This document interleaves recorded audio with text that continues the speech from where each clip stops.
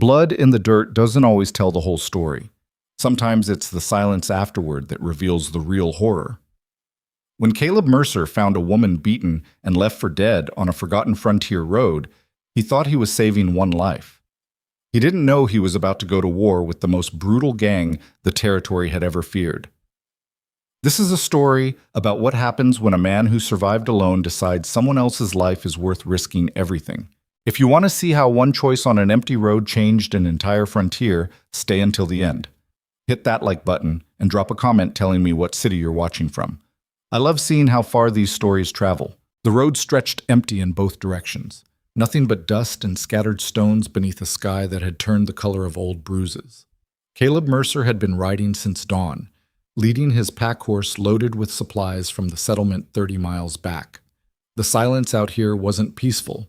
It was the kind that made a man's instincts wake up and start listening hard. He'd lived alone on his patch of frontier land for 6 years now, and he'd learned to read the wilderness the way some men read newspapers. Right now, everything felt wrong. The first thing he noticed was the buzzards circling maybe half a mile ahead, their lazy spirals cutting black shapes against the gray afternoon light. Could be a dead animal. Could be something worse. Caleb urged his horse forward, one hand resting easy on the rifle strapped to his saddle. When he got closer, he saw the shape in the road. At first, he thought it was just a pile of torn fabric, maybe someone's lost baggage. But then he saw the dark stain spreading in the dirt, and the way the fabric moved slightly, like something underneath was still breathing. Caleb dismounted fast, his boots hitting the ground hard. The woman lying there was young, maybe mid-20s, her dress ripped and filthy, her face swollen and bruised so badly he couldn't tell what she really looked like. Blood matted her dark hair and crusted around a gash on her forehead. Her hands were scraped raw, like she'd been dragged. He knelt beside her, checking for a pulse. It was there, faint and uneven, but there. "Can you hear me?" he said quietly. Her eyelids fluttered, but didn't open. A broken sound came from her throat, barely human. Caleb looked around. No wagon tracks. No hoof prints except his own. Whoever had done this had either covered their trail or dumped her here from somewhere else entirely. Either way, they'd left her to die. He stood, jaw tight, and scanned the horizon again. Nothing moved except the wind pushing dust across the road. If someone was watching, they were too far off to matter right now. He went back to his pack horse, pulled a blanket from his gear, and returned to the woman. Carefully, he wrapped her in it, trying not to jostle her too much. She weighed almost nothing. When he lifted her, her head lolled against his shoulder, and he heard that broken sound again, like she was trying to say something but couldn't get the words out. "You're safe now," Caleb said, though he wasn't sure if she could hear him. "I'm getting you out of here." He secured her as gently as possible across his saddle, then swung up behind her, holding her steady with one arm. The pack horse followed on its lead as Caleb turned toward home. The ride back took 3 hours, and the whole time he kept expecting her to stop breathing. But she held on, shivering beneath the blanket even though the air wasn't that cold. By the time his cabin came into view, the sun was sinking low, turning the sky rust red. The place wasn't much. A single-room structure he'd built himself, sturdy enough to survive the winters but not fancy. A small barn stood nearby for his horses, and a stone well he'd dug his second year out here. No neighbors for miles. No one to hear you if you called for help. That was exactly why Caleb had chosen it. He carried the woman inside and laid her carefully on his bed. The only bed. She didn't wake, but her breathing had steadied a little. He lit the oil lamp on the table and brought it closer, finally getting a good look at the damage. It was bad. Her face was a mess of bruises, one eye swollen completely shut. The gash on her forehead would need stitches. Her dress was torn at the shoulder, revealing more bruises along her collarbone and arms. The kind you got from being grabbed hard, held down. Her knuckles were raw and bloody, like she'd fought back. Caleb felt something cold settle in his chest. He'd seen violence before. He'd lived through plenty of it himself, but this wasn't a fight. This was something uglier. He heated water over the fire, tore strips from an old shirt for bandages, and set to work cleaning her wounds. She stirred a few times, making small pained sounds, but she didn't wake. When he stitched the cut on her forehead, her fingers twitched, but that was all. It took him the better part of an hour to get her cleaned up and bandaged. When he was done, he pulled a blanket over her and stepped back, scrubbing a hand over his face. He should have taken her to the settlement. There was a woman there, Mrs. Halloran, who helped with injuries and sickness. But the settlement was a full day's ride, and he wasn't sure this woman would survive the trip. Besides, something about the way she'd been left out there, alone, beaten, abandoned, made him think whoever did this might be watching the roads. Caleb poured himself a cup of coffee and sat at the table, staring at the woman in his bed. She was a stranger. He didn't know her name, didn't know where she'd come from, or why someone had tried to kill her. But he knew one thing for certain. She wasn't going back out there until she could defend herself. She didn't wake that night, or the next morning. Caleb checked on her every few hours, making sure she was still breathing, still alive. He kept the fire going, kept water nearby in case she woke thirsty. He slept on the floor with his coat rolled up as a pillow, his rifle within arm's reach. On the second day, she finally opened her eyes. Caleb was sitting at the table, cleaning his rifle, when he heard her move. He looked over and saw her staring at the ceiling, her one good eye wide and unfocused. "You're awake," he said quietly, setting the rifle down. She turned her head toward him, slowly, like it hurt. Her gaze landed on him, and he saw fear flash across her face, sharp and immediate. "Easy," Caleb said, staying where he was. "You're safe. I found you on the road 2 days ago. You were hurt pretty bad." She didn't say anything, just stared at him, breathing fast. "My name's Caleb Mercer," he continued, keeping his voice calm. "This is my place. You're about 30 miles west of the settlement. No one else is here, just me." Her lips moved, but no sound came out. Caleb stood slowly, hands visible. "I'm going to get you some water. Don't try to sit up yet. You took a hard beating." He poured water from the pitcher into a tin cup and brought it over. She flinched when he got close, but she didn't try to move away. He held the cup to her lips, and she drank in small, painful sips. When she was done, she closed her eye again, exhaling shakily. "Can you tell me your name?" Caleb asked. For a long moment, she didn't answer. Then, barely a whisper, "Rosalie?" "Rosalie," Caleb repeated. "You remember what happened to you." Her jaw tightened. She turned her face away from him. "All right," Caleb said. "You don't have to talk about it." "Not yet." He went back to the table, giving her space. She lay there in silence for a while, and he thought maybe she'd drifted back to sleep. But then she spoke again, her voice rough and broken. "Why did you help me?" Caleb looked at her. "Because you needed help." "You don't know me." "Didn't need to." She was quiet again. When she finally spoke, there was something bitter in her tone. "Most people would have kept writing." "I'm not most people." Rosalie turned her head just enough to look at him with her one good eye. She studied him for a long moment, like she was trying to decide if he was lying. "How bad is it?" she asked finally. Caleb didn't sugarcoat it.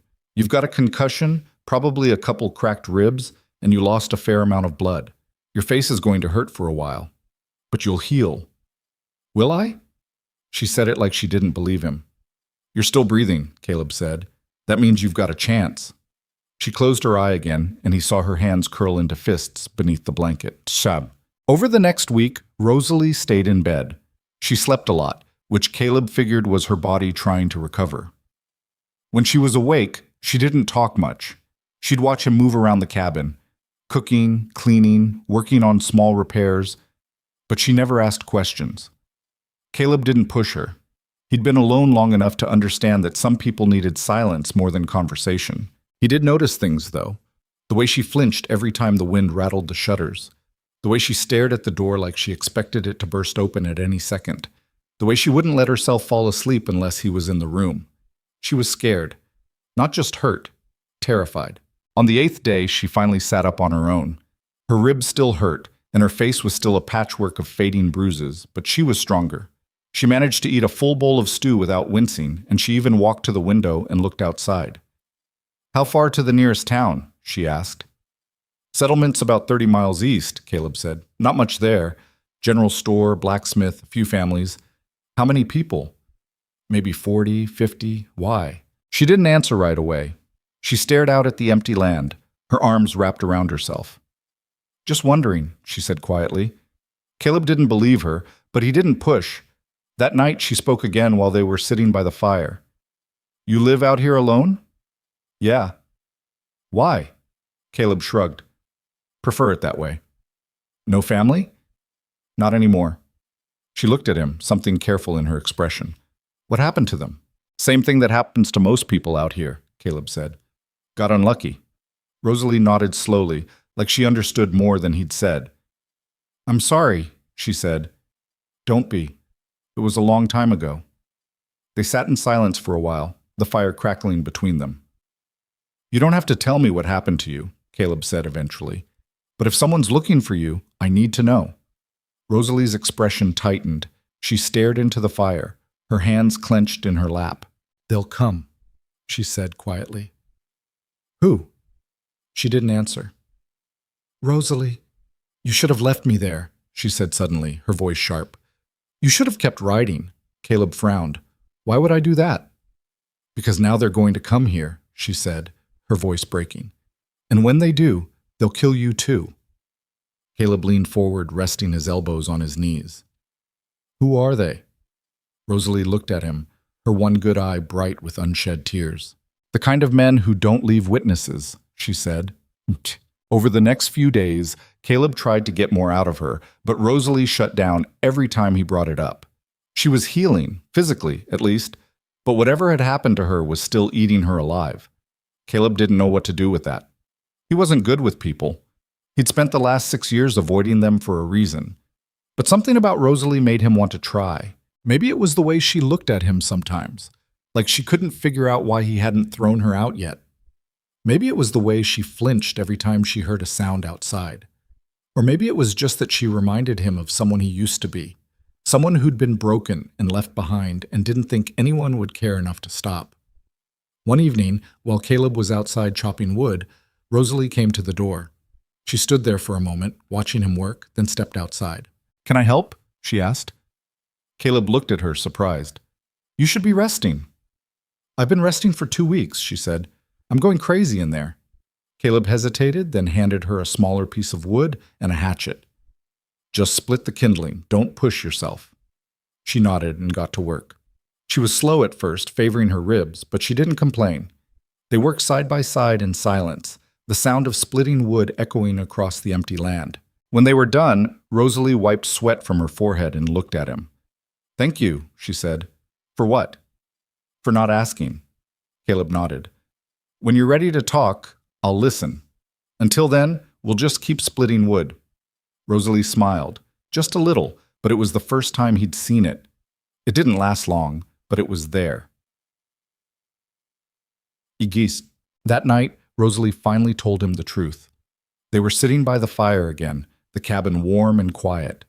Caleb was sharpening his knife, and Rosalie was staring into the flames like she was seeing something he couldn't. I wasn't always like this, she said quietly. Caleb looked up but didn't say anything. I had a life before, she continued. A family, a job. I worked at a boarding house in a town 2 territories over. It wasn't much, but it was mine. She paused, her hands twisting in her lap. One night, a group of men came through. They stayed a few days, paid well, didn't cause trouble. I didn't think anything of it. But then one of them, he offered me a job, said there was good money in it, that I'd be traveling, seeing new places. I thought it sounded better than scrubbing floors for the rest of my life. Her voice cracked. I didn't know what they really did until it was too late. Caleb's jaw tightened, but he stayed quiet. They weren't travelers, Rosalie said. They were traffickers. They bought and sold people like property. Women, mostly. Some they took by force. Some they tricked, like me. By the time I realized what was happening, I was already 3 days from home, locked in a wagon with 6 other women. She wiped at her eyes, angry at the tears. I tried to run once. They caught me and beat me so badly I couldn't walk for a week. After that, I stopped trying. I just survived. For 2 years, I survived. Caleb felt something cold and sharp settle in his chest. Then what happened? He asked quietly. We were moving through this territory, Rosalie said, heading toward the border, but one of the men got careless, left the wagon unlocked while they were drinking. I saw my chance and I ran. I didn't know where I was going. I just ran. She looked at Caleb, her expression hollow. They found me the next day, dragged me into the middle of nowhere and beat me until I couldn't move. Then they left me there to die. Caleb's grip tightened on the knife in his hand. Why didn't they just kill you outright? Because they wanted me to suffer, Rosalie said bitterly. They wanted me to know I'd die alone in the dirt with no one to even bury me. Caleb stared at her for a long moment, then set the knife down carefully. They were wrong, he said. Rosalie blinked, startled. You didn't die alone, Caleb continued, and you're not going to. They'll come looking for me, Rosalie said, her voice shaking. When they find out I'm alive, they'll come, and they won't stop until I'm dead. Then let them come, Caleb said quietly. Rosalie stared at him. You don't know what you're saying. These men, they're not just criminals, they're monsters. They've killed entire families for less than what I did. I've dealt with monsters before, Caleb said. Not like these. Caleb leaned forward, his eyes hard. You're under my roof now. That means you're under my protection. If they want you, they'll have to go through me. Rosalie shook her head, tears spilling down her cheeks. You don't owe me anything. You don't even know me. Doesn't matter, Caleb said. You're here. That's enough. For a long time, Rosalie just stared at him, like she couldn't understand why anyone would do this for her. Then, slowly, she nodded. Okay, she whispered. So, the next morning, Caleb started preparing. If Rosalie was right, and he believed she was, then those men would come eventually. Maybe not today, maybe not tomorrow, but soon. And when they did, he needed to be ready. He started by checking his weapons. 2 rifles, 1 shotgun, a revolver, and the knife he always carried. He cleaned and loaded each one, making sure they were in working order. Then he went through his ammunition, counting what he had and making a list of what he'd need to get from the settlement. Rosalie watched him work, her expression troubled. You really think you can stop them? She asked. I think I can slow them down, Caleb said. And if I slow them down long enough, maybe you'll have time to get somewhere safe. Where's safe? Rosalie asked bitterly. They have people everywhere. I wouldn't make it 10 miles before they found me. Then you stay here, Caleb said, and we make this place a fortress. Over the next week, Caleb worked harder than he had in years. He reinforced the cabin's walls, barred the windows, and set up traps around the perimeter. Tripwires, buried stakes, anything that would give him an advantage if someone came at night. Rosalie helped where she could, though she was still healing. She hauled water, gathered firewood, and kept watch while Caleb worked. Slowly, the cabin transformed from a simple homestead into something defensible. One evening, while they were sitting by the fire, Rosalie spoke. Why are you doing this? Caleb looked at her. I already told you. No, I mean, why do you care? You don't know me. You don't owe me anything. You could have taken me to the settlement and left me there. You could have washed your hands of the whole thing, but you didn't. Why? Caleb was quiet for a moment. Because I know what it's like, he said finally, to be left behind, to think no one gives a damn whether you live or die.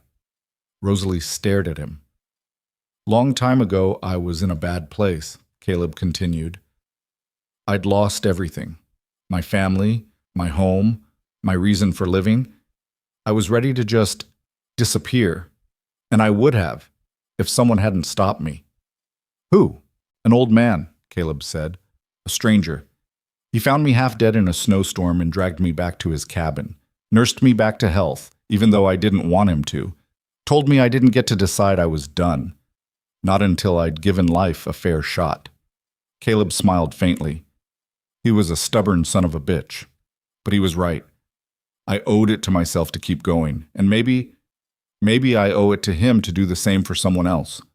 Rosalie's eyes were wet. What happened to him? Died a few years later, Caleb said. Left me this land, told me to make something of it. Did you? Caleb looked around the cabin. I'm still trying. Rosalie wiped at her eyes, then reached out and took his hand. Caleb looked down, surprised, but he didn't pull away. Thank you, she said quietly. Caleb squeezed her hand once, then let go. Get some rest, he said. Tomorrow, we keep working. Eek. 3 weeks after Caleb found her, Rosalie was almost back to herself. Her bruises had faded to yellow-green, her ribs didn't hurt as much, and she could move without wincing. She still flinched at loud noises, and she still watched the road like she expected someone to appear at any moment, but she was stronger. Caleb was proud of her, though he didn't say it out loud. One afternoon, while they were working outside, Rosalie stopped and looked at him. Caleb? Yeah? If they come, I don't want you to die for me. Caleb set down the wood he was carrying and looked at her. That's not your decision to make, he said. Yes, it is, Rosalie said, her voice firm. I won't let you throw your life away because of me. I'm not throwing anything away, Caleb said. I'm standing my ground. There's a difference. Not if you're dead. Caleb walked over to her, his expression serious. Listen to me, he said. I've spent the last 6 years out here alone, keeping to myself, avoiding people. I told myself it was because I liked the quiet, but the truth is, I was hiding. I didn't want to care about anyone again because it hurt too much the first time. He paused. But you changed that, he continued. You made me remember what it's like to fight for something besides yourself. And I'm not giving that up. Not for them. Not for anyone. Rosalie stared at him, tears sliding down her cheeks. You're an idiot, she whispered. Probably, Caleb said. But I'm your idiot. Rosalie let out a shaky laugh, then stepped forward and wrapped her arms around him. Caleb hesitated, then hugged her back, holding her tightly. We're going to be okay, he said quietly. Rosalie didn't answer, but for the first time since he'd found her, she believed him. The riders came on a cold morning in late autumn. Caleb spotted them from the ridge above the cabin. 4 men on horseback, moving slowly along the road. They weren't trying to hide. They wanted to be seen. He grabbed his rifle and ran back to the cabin. Rosalie, he said sharply. She looked up from the table, her face going pale. They're here. Rosalie's face drained of color, but she didn't freeze. She moved fast, grabbing the shotgun Caleb had taught her to load 3 days earlier. Her hand shook, but she got it done. How many? She asked, her voice tight. 4 that I saw, Caleb said, checking the magazine on his rifle. Could be more hanging back. What do we do? Caleb moved to the window and looked out carefully. The riders were closer now, maybe a 1/4 mile out, taking their time. They knew exactly where they were going. We wait, he said. Let them make the first move. And if they don't? They will, Caleb said grimly. Men like that always do. Rosalie positioned herself near the back wall, the shotgun held tight against her shoulder. Caleb could see the fear in her eyes, but underneath it was something harder. She wasn't going to run this time.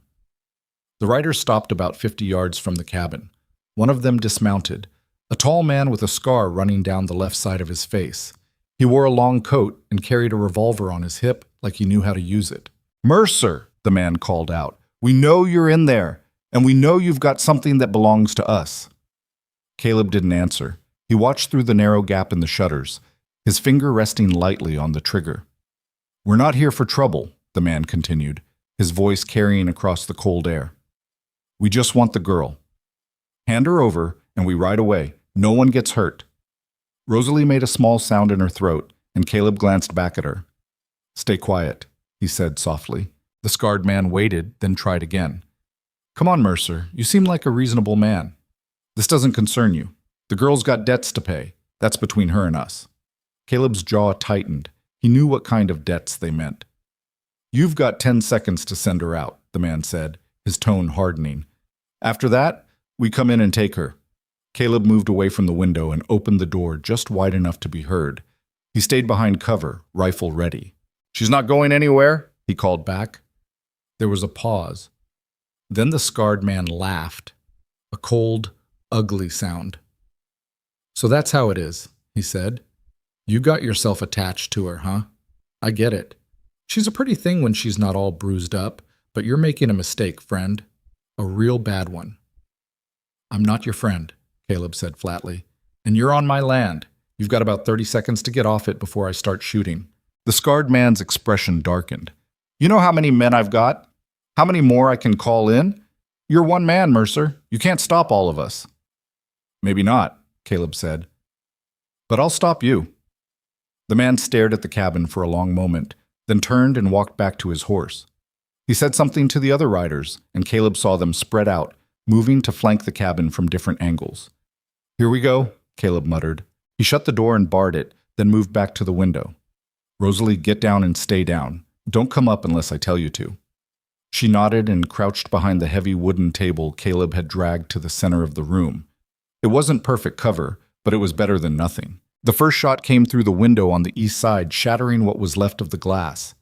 Caleb returned fire immediately, aiming for movement in the trees. He didn't know if he hit anything, but the shooting stopped for a few seconds. Then it started up again, faster this time, multiple shooters laying down fire from different positions. Bullets punched through the shutters and thudded into the walls. One ricocheted off the iron stove with a sharp clang. Caleb moved low, shifting between windows, firing back whenever he had a target. He counted shots in his head, reloading fast. The cabin filled with the smell of gunpowder and splintered wood. "They're trying to pin us down," he said over the noise. "Keep us from moving." "It's working," Rosalie said, her voice barely audible over the gunfire. Caleb fired twice more, then ducked as another volley tore through the shutters. He could hear the men shouting to each other outside, coordinating. They were testing the cabin's defenses, figuring out where the weak points were. Then suddenly, the shooting stopped. Caleb waited, breathing hard, listening. The silence felt worse than the gunfire. "What are they doing?" Rosalie whispered. "I don't know," Caleb said. "Stay ready," a voice called out from somewhere near the barn. "You did good, Mercer. Real good. But we've got all day and you don't. Sooner or later, you're going to run out of bullets, or water, or luck." Caleb didn't respond. He scanned the area outside, trying to spot where the voice was coming from. "Tell you what," the man continued, "we'll give you one more chance. Send the girl out, and we'll leave you alone. You can keep your cabin, keep your land, keep breathing. Hell, we'll even pay you for the trouble." Caleb's grip tightened on the rifle. "But if you make us come in there," the man said, his voice dropping, "we're going to burn this place to the ground with both of you inside it." Rosalie looked at Caleb, her eyes wide. "Maybe you should "No," Caleb said sharply. "Caleb, I said no." He moved to the door again, staying low. "You want her? You're going to have to come through me. And I promise you it's going to cost more than you're willing to pay." There was a long silence. Then the scarred man's voice came back, colder than before. "All right, Mercer, you made your choice." Caleb heard movement outside. Boots on gravel, low voices giving orders. He shifted to the south window and saw two men running toward the barn, carrying something between them. "They're going for the horses," he said. He aimed carefully and fired. One of the men dropped, clutching his leg. The other dove for cover behind the water trough. Caleb fired again, splintering the wood, and the man scrambled back toward the trees. But the damage was done. A moment later, Caleb saw smoke rising from the barn. "Damn it," he muttered. "What is it?" Rosalie asked. "They torched the barn." Rosalie's face went pale. "Your horses." "They'll run," Caleb said, though his voice was tight. "Horses are smart enough to get out of a fire." He hoped he was right. The flames spread fast, fed by dry hay and old wood. Within minutes, the barn was fully engulfed, thick black smoke pouring into the sky. Caleb watched through the window, his jaw clenched. He'd built that barn himself, board by board. Now it was gone. "They're trying to smoke us out," Rosalie said. "Or just send a message," Caleb said grimly. "Show us what they're willing to do." The shooting started again, heavier this time.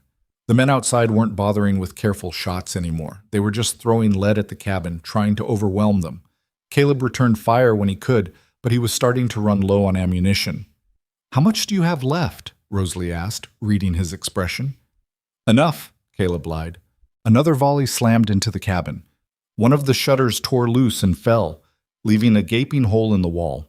Caleb fired through it, then grabbed a broken chair and shoved it into the gap. "This isn't going to hold," Rosalie said. "It doesn't have to hold forever," Caleb said. "Just long enough." "For what?" Caleb didn't answer. He was watching the men outside, counting them, trying to figure out their pattern. There were definitely more than 4 now. At least 6, maybe 7. They were working together, moving in shifts. One group would fire while the other reloaded and repositioned. They were professionals. Or close enough. "Caleb," Rosalie said urgently, "if they get inside, they won't." "You don't know that." Caleb looked at her, his expression hard. "I know I'm not letting them take you. That's all that matters." Rosalie stared at him, then nodded slowly. She checked the shotgun, making sure it was loaded, and positioned herself where she could cover the door. The next hour passed in bursts of violence and tense silence. The men outside kept up the pressure, alternating between gunfire and shouted threats. Caleb and Rosalie held them off, but just barely. The cabin was taking a beating, walls pocked with bullet holes, shutters hanging loose, the door splintered near the hinges. Caleb's ammunition was running dangerously low. He had maybe a dozen rounds left for the rifle, plus what was in the revolver. Not enough for a prolonged fight. He was starting to think about what came next when he heard one of the men outside shout, "Hold fire! Hold fire!" The shooting stopped abruptly. Caleb moved to the window, rifle ready, and saw the scarred man standing in the open about 30 yards away. He had his hands raised, showing he wasn't armed. "Mercer," he called, "let's talk." Caleb didn't trust it for a second, but he was curious. "Talk about what?" "A deal," the man said. "You're tough, I'll give you that. Tougher than I expected. But this is over. You know it. I know it. You can't win." "I'm still standing," Caleb said. "For now," the man agreed. "But you're out of options. We've got you surrounded, your barn's gone, and it's only a matter of time before we break through. So here's my offer. Walk away. Right now. Leave the girl, take whatever you can carry, and go. We won't follow you. You've got my word." "Your word doesn't mean shit," Caleb said. The man smiled faintly. "Fair enough, but the offer stands. Take it or leave it." Caleb glanced back at Rosalie. She was watching him, her face pale but determined. "What do you think?" he asked quietly. "I think he's lying," she said. "Yeah," Caleb said. "Me too." He turned back to the window. "Here's my counteroffer. You and your men turn around and ride out of here. Do that, and I won't hunt you down and kill every last one of you." The scarred man laughed. "You've got balls, Mercer. I'll give you that. But you're making a mistake." "Won't be my first," Caleb said. The man's smile faded. "Last chance." "Get off my land." The scarred man shook his head slowly, then turned and walked back toward the trees. A moment later, the shooting started again, harder and faster than before. Caleb fired back, but he was down to his last few rounds. He made every shot count, but it wasn't enough. The men outside were closing in, getting bolder.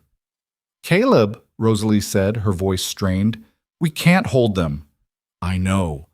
"So what do we do?" Caleb looked at her, then at the door, then back at the men outside. An idea was forming in his head. A bad one, but the only one he had. "We make them think we're done," he said. "What?" "We stop shooting, let them think they've won," Rosalie frowned. "And then?" "Then we hit them when they come through the door." It was a desperate plan, and Caleb knew it, but desperation was all they had left. He moved to the center of the cabin and positioned himself behind the overturned table. Rosalie crouched beside him, the shotgun ready. "When they come in," Caleb said quietly, "aim for the first man through the door. Don't hesitate." Rosalie nodded, her jaw tight. Caleb stopped firing. The cabin fell silent except for the crackle of the burning barn outside. The men outside noticed immediately. Their shooting slowed, then stopped. "I think we got them," someone shouted. "Check the cabin," another voice said. "Make sure." Caleb heard footsteps approaching, slow and cautious at first, then faster. The door rattled as someone tested it, then slammed against it hard. The bar held. Another impact. The wood cracked. Caleb raised his rifle, finger on the trigger. A third impact, and the door exploded inward. Two men rushed through, guns drawn. Caleb fired twice. The first man went down hard, clutching his chest. The second man spun toward Caleb, raising his weapon, and Rosalie pulled the trigger on the shotgun. The blast was deafening in the enclosed space. The man staggered backward and collapsed. Before Caleb could move, a third man appeared in the doorway. Caleb fired, but the rifle clicked empty. He dropped it and drew his revolver, but the man was faster. A gunshot cracked and pain exploded in Caleb's left shoulder. He staggered, but didn't fall. He raised the revolver and fired twice. The man dropped. "Caleb!" Rosalie screamed. He turned and saw her staring at his shoulder where blood was already soaking through his shirt. "I'm fine," he said through gritted teeth, though he wasn't sure that was true. More shouting outside. The men were regrouping, but they were hesitant now. They'd lost 3 in less than a minute. Caleb reloaded the revolver with shaking hands. His shoulder burned like someone had shoved a hot iron into it, and his vision was starting to blur at the edges. "We need to move," Rosalie said urgently. "You're bleeding too much." "Not yet," Caleb said. "They're still out there." You're going to die if we stay here. I'm going to die if we run, Caleb said. At least here I've got walls. Rosalie looked like she wanted to argue, but another gunshot cut her off. A bullet punched through the wall inches from Caleb's head. He dropped low, dragging Rosalie down with him. The pain in his shoulder flared white-hot, and he bit back a curse. We can't keep this up, Rosalie said. I know. Then what? I don't know, Caleb snapped, then immediately regretted it. I'm sorry. I don't know. Rosalie looked at him for a long moment, then reached out and pressed her hand against his wounded shoulder, applying pressure. Caleb hissed in pain, but the bleeding slowed. We're going to get through this, she said firmly. Both of us. Caleb wanted to believe her, but he could feel the strength draining out of him with every heartbeat, and he knew time was running out. Outside, the scarred man's voice rang out again. That's enough, he shouted. Fall back! All of you, fall back! The shooting stopped. Caleb heard the men retreating, their footsteps fading into the distance. What are they doing? Rosalie whispered. Caleb didn't answer. He was too busy trying to stay conscious. A few minutes later, he heard horses. He dragged himself to the window and looked out. The men were mounting up, preparing to leave. The scarred man sat on his horse, staring at the cabin. Even from a distance, Caleb could see the cold fury in his eyes. This isn't over, Mercer, the man called. We'll be back, and next time we're bringing everyone. Then he turned his horse and rode away, the others following. Caleb watched until they disappeared over the ridge, then slumped against the wall. They're gone, he said, his voice weak. Rosalie was beside him immediately, tearing strips from her dress to bandage his shoulder properly. You're losing too much blood. I need to get the bullet out. Not much choice, Caleb muttered. Rosalie worked fast, her hands steadier than he expected. She heated a knife in the fire, then dug the bullet out of his shoulder while Caleb bit down on a leather strap to keep from screaming. By the time she was done, he was drenched in sweat and barely conscious. Stay with me, Rosalie said, wrapping the wound tight. Don't you dare pass out on me. Wasn't planning on it, Caleb lied. But his vision was going gray at the edges, and the cabin was starting to spin. He felt Rosalie's hands on his face, heard her voice calling his name, but it sounded far away. Then everything went dark. When Caleb woke, it was night. The cabin was lit only by the dying fire, and his shoulder throbbed with a deep, relentless ache. He tried to sit up and immediately regretted it. Easy, Rosalie said, appearing at his side. You've been out for hours. Caleb blinked, trying to clear his head. The men? They haven't come back, Rosalie said. Not yet. Caleb relaxed slightly, though the tension didn't leave his body. How bad is it? You'll live, Rosalie said, but you need rest. Real rest, not just a few hours. We don't have time for that. We don't have a choice, Rosalie said firmly. You're no good to anyone if you collapse. Caleb started to argue, then stopped. She was right. He could barely lift his arm, let alone fight. What about the horses? He asked. They ran when the barn caught fire, Rosalie said. I saw them heading toward the ridge. They're probably long gone by now.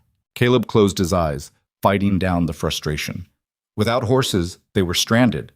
And if those men came back with reinforcements, they'd be sitting ducks. We need a plan, he said.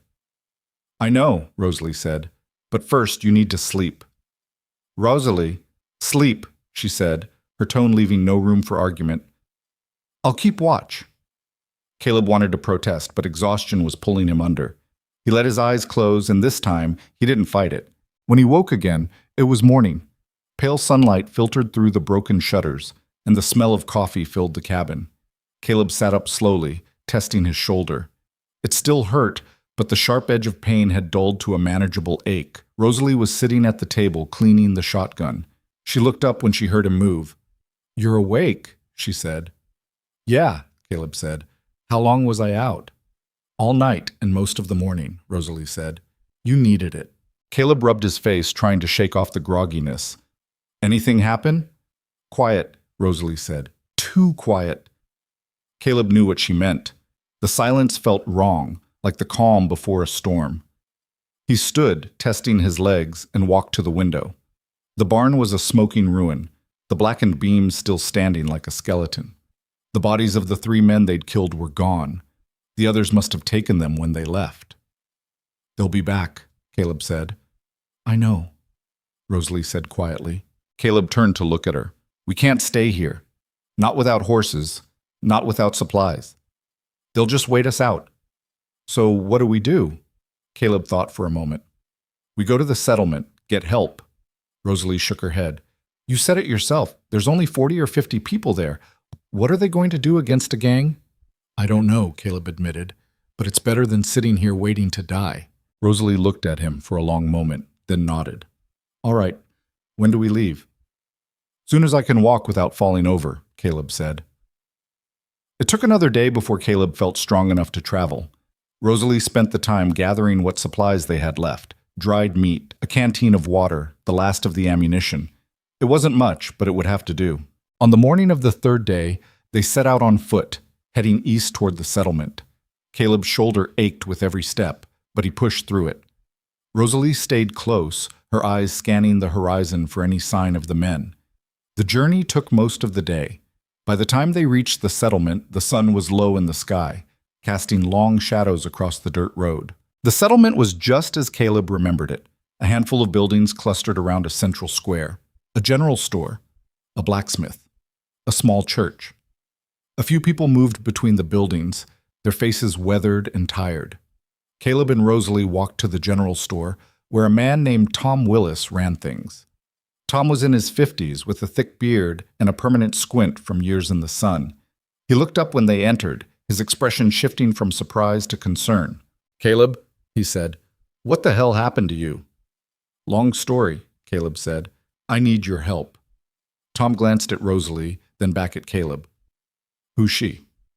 A friend, Caleb said, and she's in trouble. Tom's expression darkened. What kind of trouble? Caleb told him. Not everything, but enough. He explained about the gang, the attack on his cabin, the men who'd promised to come back with reinforcements. Tom listened in silence, his face growing grimmer with every word. When Caleb finished, Tom let out a long breath. You're asking me to go up against a gang, he said. I'm asking you to help protect someone who doesn't deserve what they did to her, Caleb said. Tom looked at Rosalie, studying her for a long moment. Then he shook his head. I'm sorry, Caleb, he said. But I can't. None of us can. You're talking about men who'll burn this whole place down if we cross them. I've got a family to think about. We all do. Caleb felt something cold settle in his chest. So you're just going to let them do whatever they want? I'm going to keep my head down and hope they leave us alone, Tom said. That's all any of us can do. Caleb stared at him, then turned and walked out without another word. Rosalie followed, her face pale. He's right, you know, she said quietly. These people can't help us. They're too scared.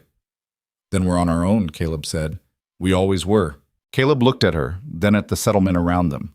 A few people had stopped to watch, their faces wary. No one offered help. No one even spoke. Come on, Caleb said. We're leaving. Where are we going? Caleb's jaw tightened. Back to the cabin. Caleb, if they want to fight, he said, his voice hard, then that's what they're going to get. Rosalie stopped walking and grabbed Caleb's arm, forcing him to turn and face her.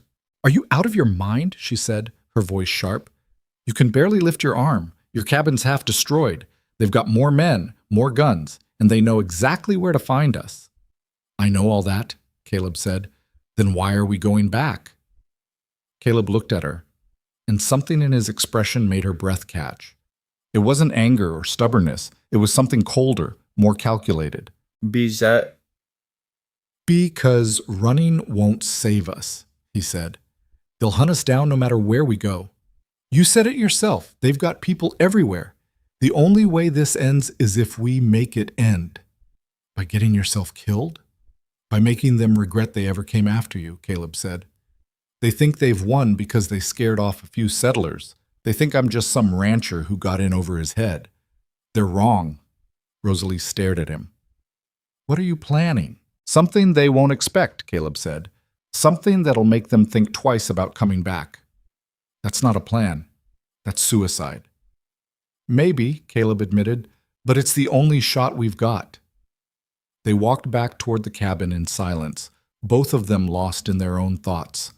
The sun was setting by the time they reached familiar ground, painting the sky in shades of orange and red that looked like blood. The cabin stood exactly as they'd left it, battered, broken, but still standing. The burned-out shell of the barn loomed behind it like a monument to what had already been lost. Caleb pushed through the door and immediately started moving, despite the pain in his shoulder. He gathered what weapons they had left, checked the remaining ammunition, and started making a list in his head of what he'd need. "Talk to me," Rosalie said, watching him work. "What are you thinking?" Caleb set down the rifle and looked at her. "You said these men operate out of a camp, right? Somewhere in the territory?" "Yeah," Rosalie said slowly. "About 2 days' ride north of here. They move around, but that's where they were last I knew." "How many men?" "I don't know exactly. Maybe 15, 20. They're always bringing in new people, losing others. It changes." Caleb nodded, thinking. "The scarred man? He's the leader?" "No," Rosalie said. "That's Pike. He's the enforcer. The real leader is a man named Cray. He's the one who runs everything." "What's he like?" Rosalie's expression darkened. "Smart. Careful. He doesn't get his hands dirty unless he has to. He lets men like Pike do the violence while he counts the money." "Where does he stay?" "Usually at the camp. He's got a wagon there, bigger than the others. That's where he keeps the records, the money, everything." Caleb's mind was working fast now, turning over possibilities. If Cray's the head, then cutting him off means the whole operation falls apart. Rosalie's eyes widened. "You want to go after him directly?" "I want to make it so they can't come after you anymore," Caleb said. "And the only way to do that is to take away their reason. No leader means no organization. No organization means they scatter." "You make it sound simple." "It's not," Caleb said. "But it's the only way." Rosalie walked to the window and stared out at the darkening landscape. "Even if we could get to their camp, and that's a big if, how are we supposed to get past 15 or 20 armed men?" "We don't," Caleb said. "We go around them." "What does that mean?" Caleb joined her at the window. "These men think they're hunters. They're used to chasing people who are scared and running. They're not used to being the ones hunted. So we turn it around," Rosalie said slowly, understanding dawning in her eyes. "Exactly. How?" Caleb was quiet for a moment, then said, "I spent 3 years tracking game through terrain worse than this. I know how to move without being seen. I know how to set traps, how to wait, how to make someone come to me instead of the other way around." "This isn't hunting deer, Caleb." "No," he agreed. "This is not. But the principles are the same. You learn where your target goes, what patterns they follow, what mistakes they make. Then you use that against them." Rosalie turned to face him fully. "You're talking about guerrilla tactics, hit and run." "I'm talking about survival," Caleb said. "They've got numbers and firepower. We've got patience and the fact that they don't think we're a threat anymore." "Are we?" Rosalie asked quietly. "A threat, I mean?" Caleb looked at her, his expression hard. "We're about to be." They spent the rest of the night preparing. Caleb went through everything they had, separating what was useful from what wasn't. Rosalie helped where she could, learning how to pack supplies for quick movement, how to make simple traps from rope and stakes. "You're going to have to learn to shoot better," Caleb said at one point, handing her the rifle. "The shotgun's good close range, but if we're moving through open country, you'll need distance." Rosalie took the rifle awkwardly. "I've never been good with guns." "You don't have to be good," Caleb said. "You just have to be willing to use it when the time comes. Can you do that?"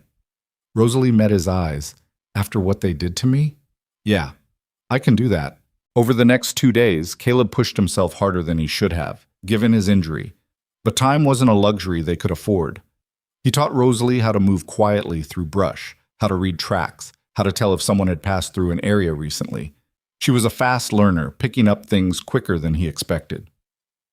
"You've done this before," he said on the second day, watching her identify the direction of some hoof prints. "I grew up in the backcountry," Rosalie said. "My father used to take me hunting when I was a kid. I haven't done it in years, but some things you don't forget." Caleb felt a flicker of respect. "Why didn't you say something earlier?" "Because I didn't think it mattered," Rosalie said. "I thought I was just someone who needed saving."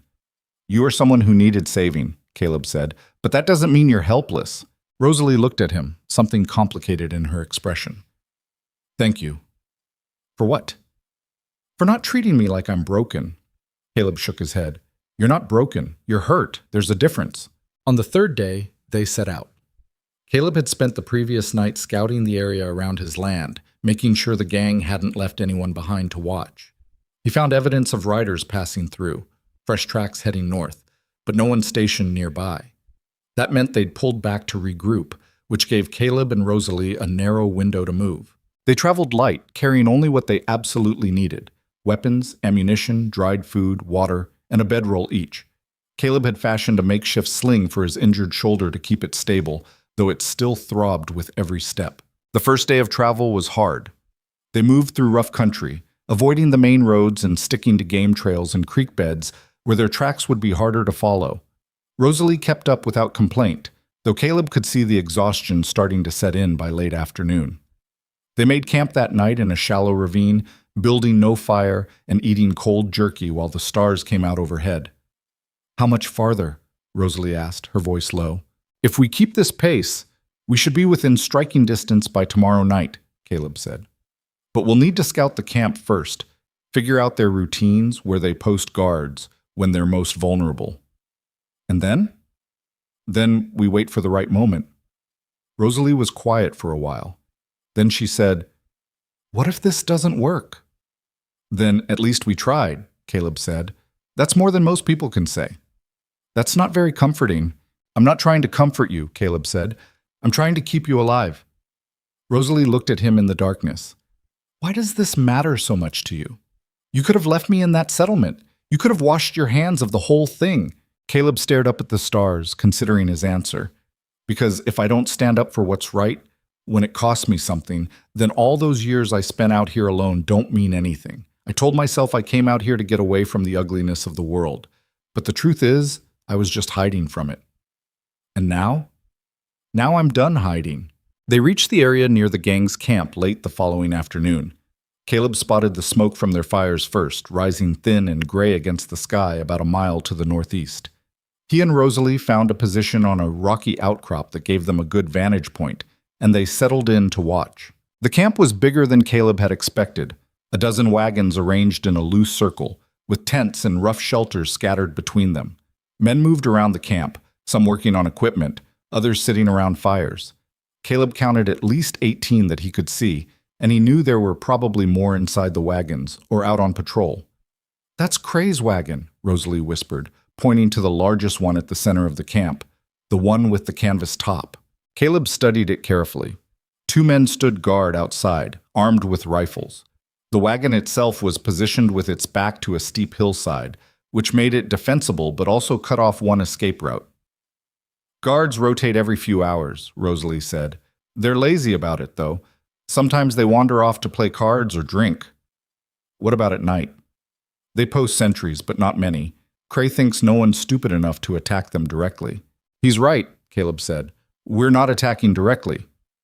Over the next 2 days, Caleb and Rosalie watched the camp, noting every detail. They mapped out the patrol routes, identified which men were disciplined and which were careless, and figured out the times when the camp was least alert. Caleb also scouted the surrounding area, looking for terrain he could use. He found a narrow pass about half a mile from the camp where the trail bottomed out between 2 steep ridges. It was the kind of place where a single man with a rifle could hold off a dozen if he was smart about it. "That's where we'll funnel them," he told Rosalie. "If we can draw them out of the camp and into that pass, we can control the fight." "How do we draw them out?" Caleb smiled grimly. "We give them something they can't ignore." On the night of the 4th day, Caleb put his plan into motion. He waited until well after dark, when the camp had settled and most of the men were asleep or drunk. Then he moved in, silent as a shadow, circling wide to approach from the hillside behind Cray's wagon. Rosalie had wanted to come with him, but Caleb refused.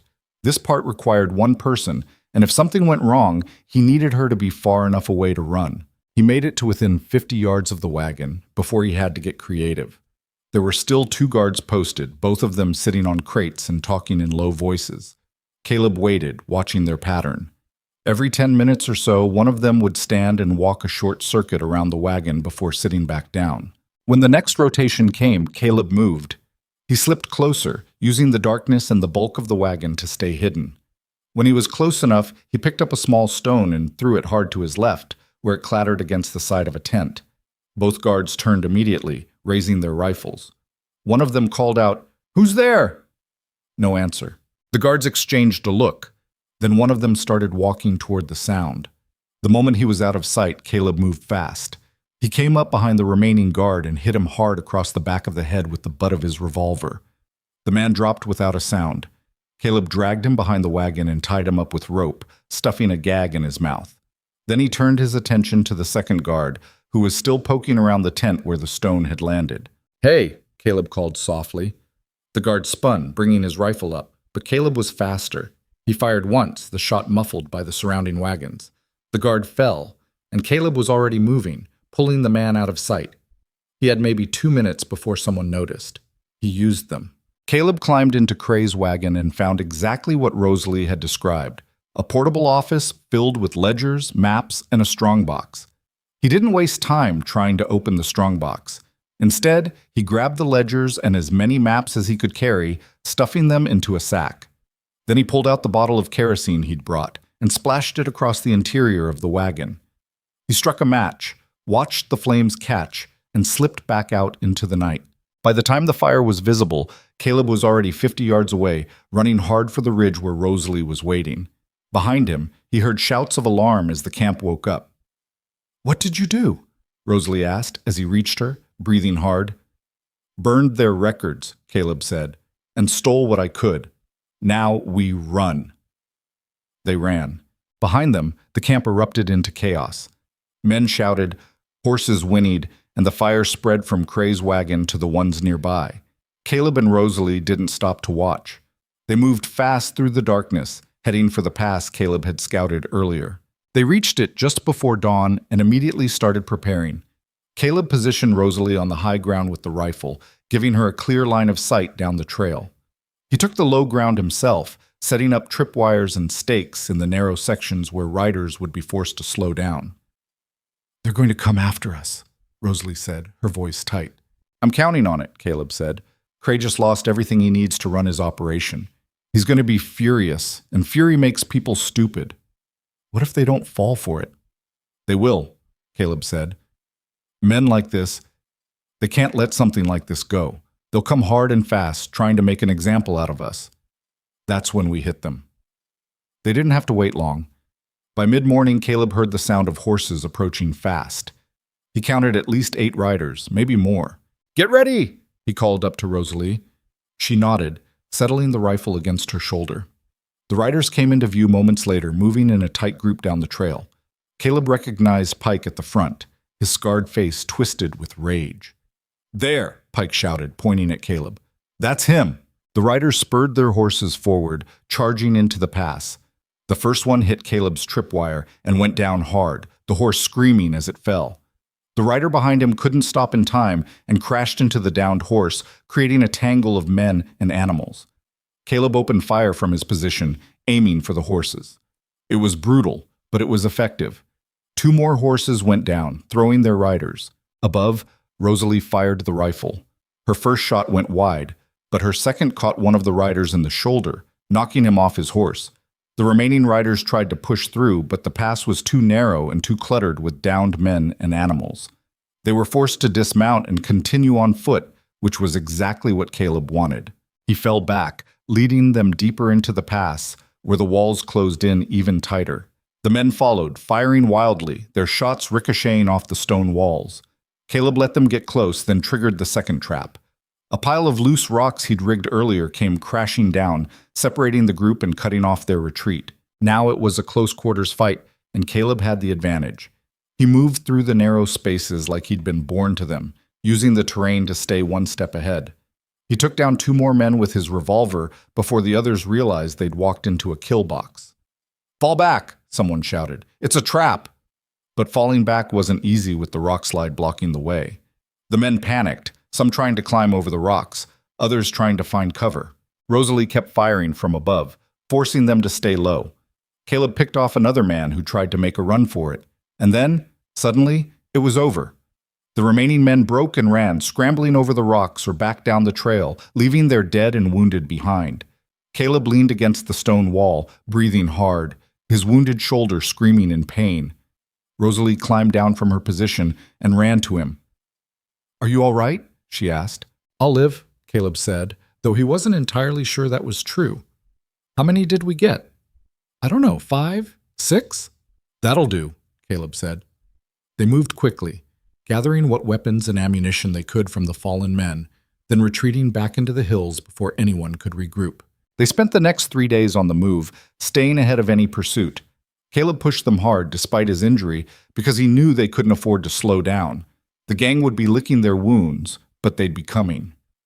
On the third night, while they were camped in a rocky hollow, Rosalie finally asked the question that had been hanging between them. "What now?" Caleb looked up from cleaning his revolver. "What do you mean?" "We hurt them," Rosalie said. "We hurt them bad. But we didn't finish it. Cray's still out there, and so are the rest of his men. They're not going to stop." "I know," Caleb said. "So what's the plan?" Caleb set the revolver down and met her eyes. "We go back." "Back where?" "To their camp," Caleb said. "Or what's left of it. We finish this." Rosalie stared at him. "You're serious?" "They're scattered right now," Caleb said, "disorganized. We hit them before they can pull themselves together, and we end it for good." "That's insane." "Probably," Caleb agreed, "but it's the only way to make sure they don't come after you again." Rosalie looked away, her jaw tight. "I don't want you to die for me." "I'm not planning on dying," Caleb said. "I'm planning on winning. And if you can't, then at least I went down fighting." Rosalie turned back to him, tears in her eyes. "That's not good enough." "It's all I've got," Caleb said quietly. She moved closer, sitting beside him. "Then we do it together. No more splitting up. No more you going off on your own." Caleb started to argue, then stopped. He saw the determination in her face and knew there was no point. "All right," he said, "together." They went back. It took them another day and a half to work their way around to the gang's camp, moving carefully to avoid any patrols. When they finally reached the ridge overlooking the site, they found it in shambles. Most of the wagons had been burned or abandoned. The few that remained looked hastily packed, like people had grabbed what they could and run. Men moved through the wreckage, but there was no organization, no structure. They looked like scavengers picking through the bones of something dead. "Where's Cray?" Rosalie whispered. Caleb scanned the camp, then pointed. "There, by the tree line." Cray stood near a single wagon, talking to Pike and 2 other men. Even from a distance, Caleb could see the tension in their body language. They were arguing. "They're falling apart," Rosalie said. "Good," Caleb said. "That's what we wanted." He watched for another few minutes, then made his decision. "I'm going down there." "What? No." "Listen to me," Caleb said, gripping her shoulder. "I'm going to walk into that camp and challenge Cray directly. In front of all his men." "That's suicide." "It's a gamble," Caleb corrected. "But if I'm right, those men down there are already questioning whether Cray's worth following. We've cost them money, resources, and lives. If I show up and call him out, some of them might just walk away rather than die for a lost cause. And if they don't, then you start shooting from up here and create enough chaos for me to get out." Rosalie grabbed his arm. "Please don't do this." "I have to," Caleb said. "This is the only way to end it without spending the rest of our lives looking over our shoulders." He squeezed her hand once, then started down the slope before she could stop him. Caleb walked into the camp like he owned it, his revolver holstered, but his hand resting on the grip. Men stopped what they were doing and stared. A few reached for their weapons, but no one fired. Caleb walked straight toward Cray, his eyes locked on the man. "Cray!" he called out. "We need to talk."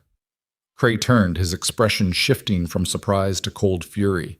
He was a lean man, maybe 40, with sharp features and eyes like chips of ice. "You've got nerve, I'll give you that," Cray said. "Walking in here after what you did." "I'm here to make you an offer," Caleb said. Cray laughed. "An offer? You burned my operation to the ground. You killed half my men, and you think I'm going to negotiate?" "I think you're going to listen," Caleb said, his voice carrying across the camp. "Because you don't have a choice." Pike stepped forward, his hand on his gun. "Let me kill him, boss. Right here? Right now." "Hold," Cray said, raising a hand. He studied Caleb carefully. "All right, I'm listening." You're done, Caleb said simply. Your records are gone. Your money's gone. Half your men are dead or scattered. The other half are standing here wondering if you're worth dying for. He looked around at the men watching. I'm guessing most of them are thinking the answer's no. A few of the men shifted uncomfortably. Caleb saw doubt flickering across their faces. So here's my offer, Caleb continued. You walk away, right now. You take whatever you can carry, and you leave this territory. You don't come back, and you don't go after the woman you tried to kill. You do that, and I let you live. Cray's expression didn't change. And if I say no, then I kill you, Caleb said. Right here, in front of everyone. And they'll know their boss died because he was too proud to admit when he'd lost. The camp was dead silent. Every eye was on Cray, waiting to see what he'd do. Cray stared at Caleb for a long moment, then smiled. It wasn't a pleasant smile. You're bluffing, he said. You're one man with a gun. Even if you kill me, my men will cut you down before you take 3 steps. Maybe, Caleb said, but you'll still be dead, and that's what matters to me. Cray's smile faded. He looked around at his men, and Caleb saw the calculation in his eyes. He was measuring loyalty, weighing odds. Finally, Pike spoke up. Boss, just give the word. We'll end this. But Cray didn't give the word. Instead, he looked back at Caleb and said, You want her that bad? I want her safe, Caleb said. That's all. Cray studied him for another long moment, then nodded slowly. All right, you win. Pike spun toward him. What? I said he wins, Cray repeated. He looked at Caleb. The girl's yours. We're done here. Boss, shut up, Pike, Cray snapped. He turned to the rest of his men. Pack it up. We're moving on. Pike looked like he wanted to argue, but one look at Cray's face stopped him. He turned and stalked away, muttering under his breath. The other men slowly dispersed, some looking relieved, others angry. But none of them challenged Cray's decision. Cray walked up to Caleb, stopping just a few feet away. You're either the bravest man I've ever met, or the dumbest. Probably both, Caleb said. Cray nodded. If I ever see you again, I'll kill you, just so we're clear. Fair enough, Caleb said. Same goes for you. Cray smiled faintly, then turned and walked back to his wagon. Within an hour, the camp was empty. Caleb stood there in the middle of the wreckage, hardly believing it had worked. Then he heard footsteps behind him and turned to see Rosalie running toward him. She threw her arms around him, nearly knocking him over. You idiot! You complete idiot! I know, Caleb said, holding her tight. I thought you were going to die. So did I, Caleb admitted. But it worked. Rosalie pulled back, looking at him with tears streaming down her face. It's really over? Yeah, Caleb said. It's over. She laughed, a broken, relieved sound, and hugged him again. They stood there for a long time, holding each other in the ruins of the camp, while the sun set behind the hills and the shadows grew long across the empty land. They walked back toward the settlement as the last light bled out of the sky, neither of them speaking much. Caleb's shoulder had started bleeding again from all the movement, and Rosalie had to help him bind it tighter with strips torn from her already ragged dress. He didn't complain, but she could see the pain etched deep in the lines around his eyes. We should stop, Rosalie said when they'd covered maybe 2 miles. You need rest. We need to keep moving, Caleb said, though his voice was strained. Get some distance between us and that camp before I let myself stop. Caleb, I'm fine. You're bleeding through the bandage. He looked down at his shoulder and grimaced. It's not as bad as it looks. That's what you said 3 days ago, and you passed out. Caleb opened his mouth to argue, then seemed to think better of it. All right, we'll stop, but just for a few hours. They found a sheltered spot beneath an overhang of rock, far enough from the trail that they wouldn't be easily spotted. Rosalie built a small fire while Caleb sat with his back against the stone, his face pale in the flickering light. Let me see it, Rosalie said, kneeling beside him. Caleb unbuttoned his shirt with fumbling fingers, and Rosalie carefully peeled back the blood-soaked bandage. The wound had reopened, fresh blood mixing with the old. She cleaned it as best she could with water from the canteen and rewrapped it, her hands steadier than she felt. You should have let me come with you into that camp, she said quietly. If I had, we'd both probably be dead right now. Or we'd both be alive and this would already be over. Caleb looked at her. You don't know that. Neither do you. He was quiet for a moment, then said, I couldn't risk you. Not after everything we went through to keep you safe. I'm not asking you to risk me, Rosalie said, tying off the bandage. I'm asking you to let me stand beside you. There's a difference. Caleb studied her face in the firelight. When did you get so stubborn? I learned from the best, Rosalie said, and despite everything, she smiled. Caleb smiled back just a little. Then his expression turned serious. What are you going to do now? What do you mean? I mean, it's over. Cray's gone. The gang's scattered. You're free. Rosalie looked down at her hands. I don't know. I haven't thought that far ahead. You could go back to where you came from. Start over. There's nothing left for me there, Rosalie said quietly. The boarding house is long gone, and the people I knew probably think I'm dead. I wouldn't even know where to begin. Then go somewhere new, somewhere no one knows your face or your story. Rosalie was silent for a long time. Then she said, What about you? What are you going to do? Caleb looked into the fire. Go back to my land, rebuild the barn, try to salvage what's left. Alone? The word hung between them, heavy with unspoken meaning. I've been alone a long time, Caleb said carefully. I'm used to it. That doesn't mean it's what you want. Caleb didn't answer right away. He stared into the flames, and Rosalie saw something conflicted in his expression, like he was fighting with himself over what to say next. Finally, he spoke. I'm not good at this. At having people around. I spent 6 years convincing myself I was better off on my own, that caring about someone just meant more pain when you lost them. And now? Caleb looked at her. Now I don't know. All I know is that when I found you on that road, something changed. I stopped seeing the world as a place I had to survive and started seeing it as a place worth fighting for. You did that.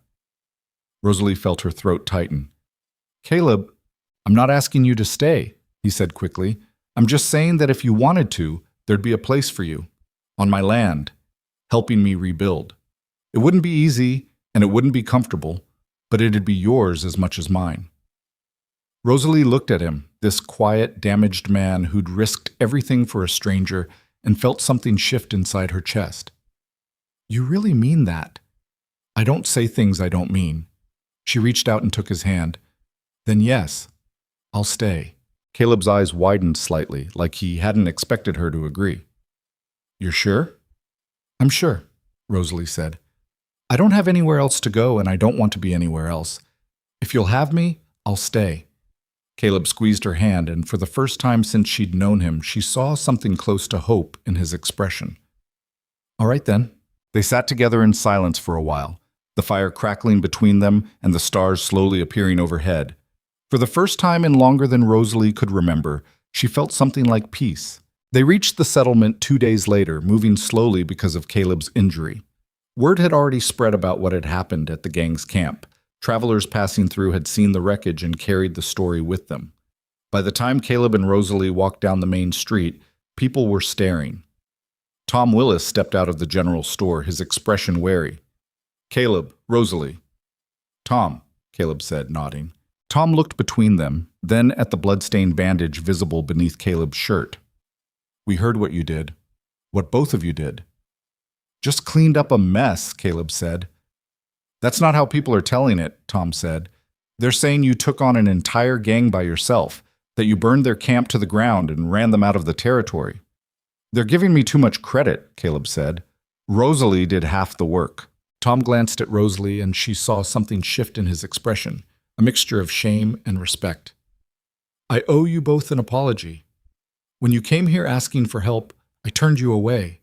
I was scared. We all were, someone else said. Caleb turned and saw Mrs. Halloran, the woman who helped with injuries, standing in the doorway of her house. She stepped out, followed by a few others. Those men terrorized this whole territory for years, Mrs. Halloran continued. They took people, hurt people, and we all just looked the other way because we were afraid of what they'd do if we fought back. And now they're gone, Tom said, his voice rough. Because you two had the guts to do what the rest of us wouldn't. Caleb shifted uncomfortably. I didn't do it for you. I did it for her. We know, Mrs. Halloran said, but it still matters. Over the next few hours, more people came out of their homes to see Caleb and Rosalie. Some offered thanks, others just wanted to shake their hands. A few women brought food and clean bandages for Caleb's shoulder. It was awkward and uncomfortable, and Caleb clearly wanted to leave, but Rosalie saw something else happening beneath the surface. These people had been terrified for so long that they'd forgotten what it felt like to hope. Now, seeing the two people who'd stood up to the thing they feared most, they were starting to remember. One man, a farmer named Garrett, approached Caleb with a nervous expression. "I heard your barn burned down." "It did," Caleb said. "Well, if you need help rebuilding, I've got lumber I can spare. And my sons are strong. They can help with the work." Caleb blinked, surprised. "You don't have to." "I know I don't," Garrett said, "but I want to. We all do."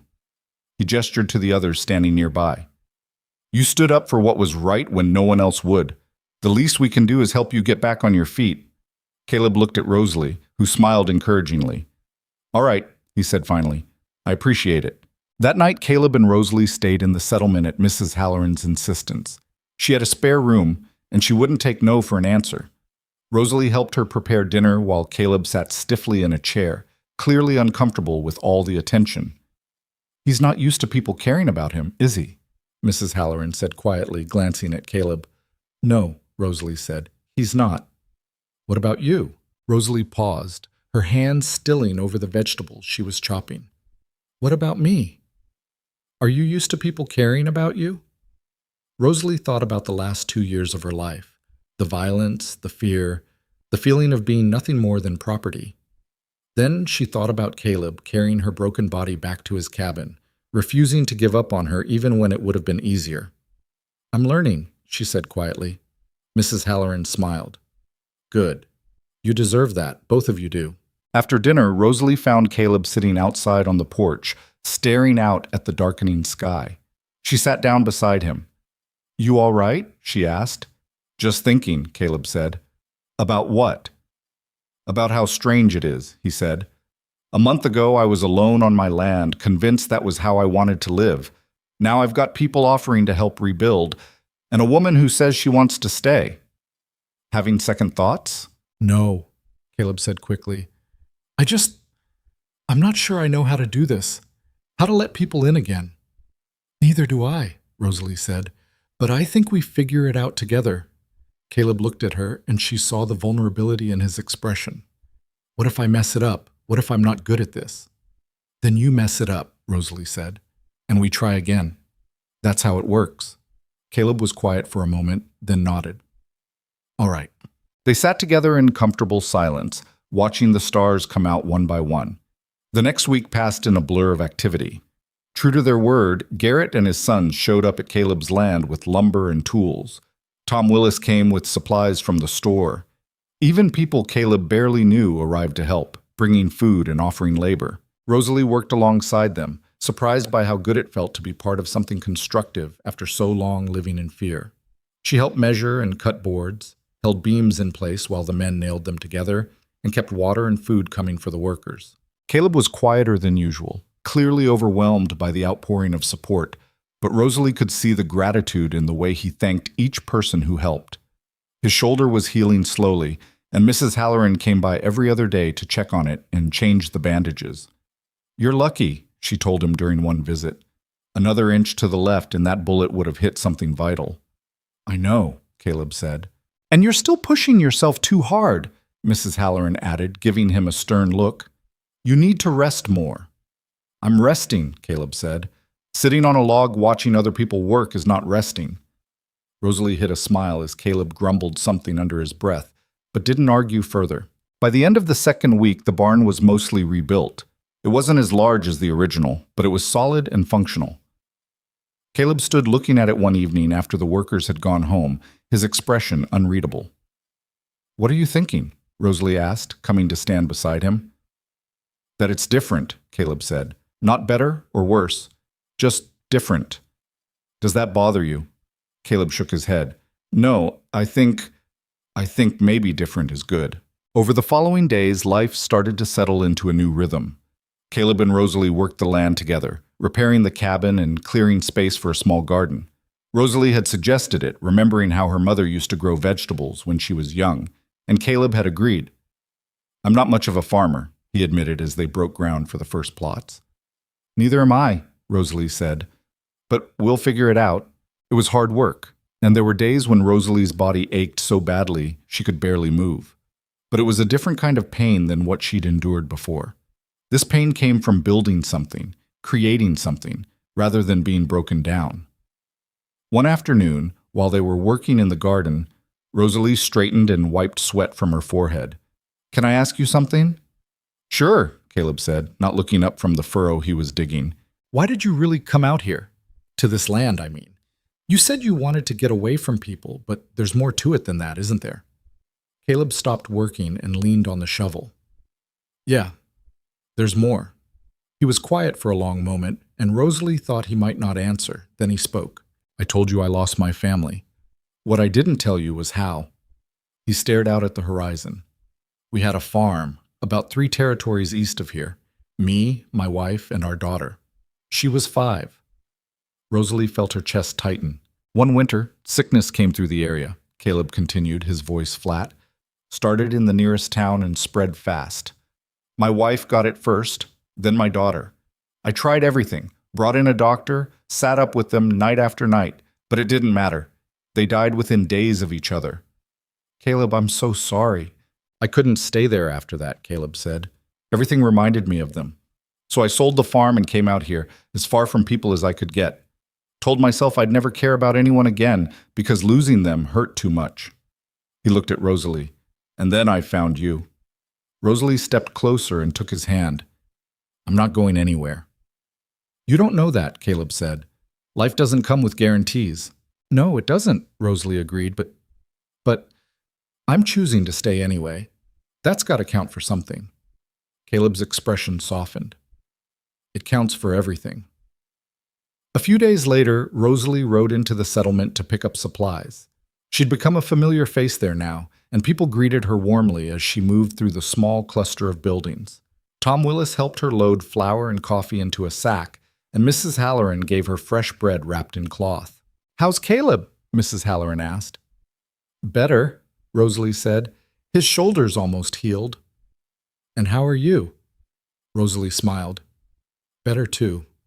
As she was leaving, a young woman approached her, maybe 18 or 19, with dark hair and nervous eyes. Excuse me, are you Rosalie? I am, Rosalie said, surprised. My name's Emma, the woman said. I heard what you did, what you and Caleb did. We just did what we had to, Rosalie said. Emma shook her head. No, you did what the rest of us were too scared to do. She hesitated, then said, I was taken by that gang about a year ago. They kept me for 3 months before my father paid them to let me go. Rosalie felt her stomach drop. I'm sorry. I didn't know. No one does, Emma said. I never told anyone except my family. I was too ashamed. You have nothing to be ashamed of, Rosalie said firmly. What they did to you wasn't your fault. Emma's eyes filled with tears.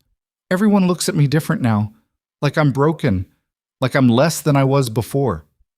Rosalie understood that feeling all too well. She reached out and took Emma's hand.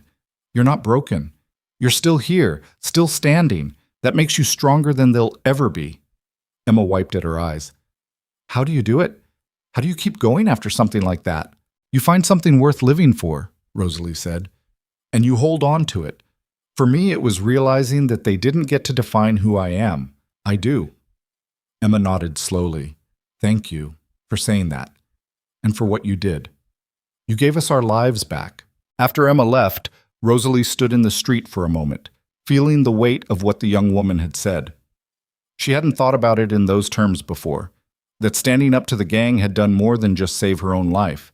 It had freed others, given them permission to stop living in fear. When she got back to the cabin, Caleb was working on repairing the last of the damaged shutters. He looked up when she arrived. How was town? He asked. Eye-opening, Rosalie said.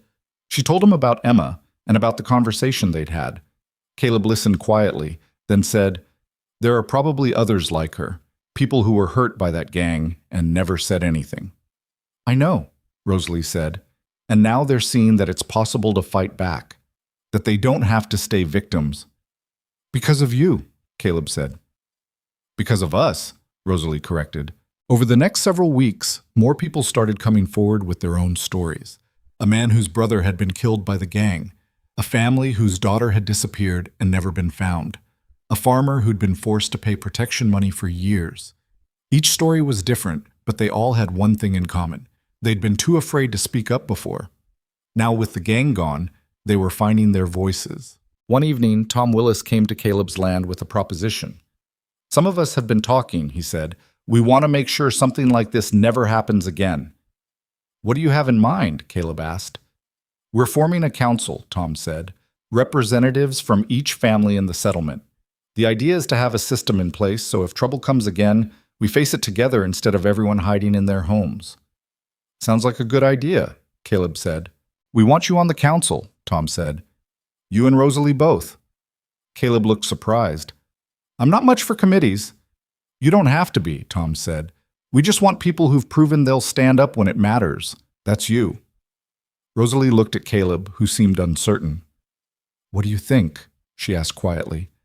I think if people want to organize and protect themselves, that's their business, Caleb said.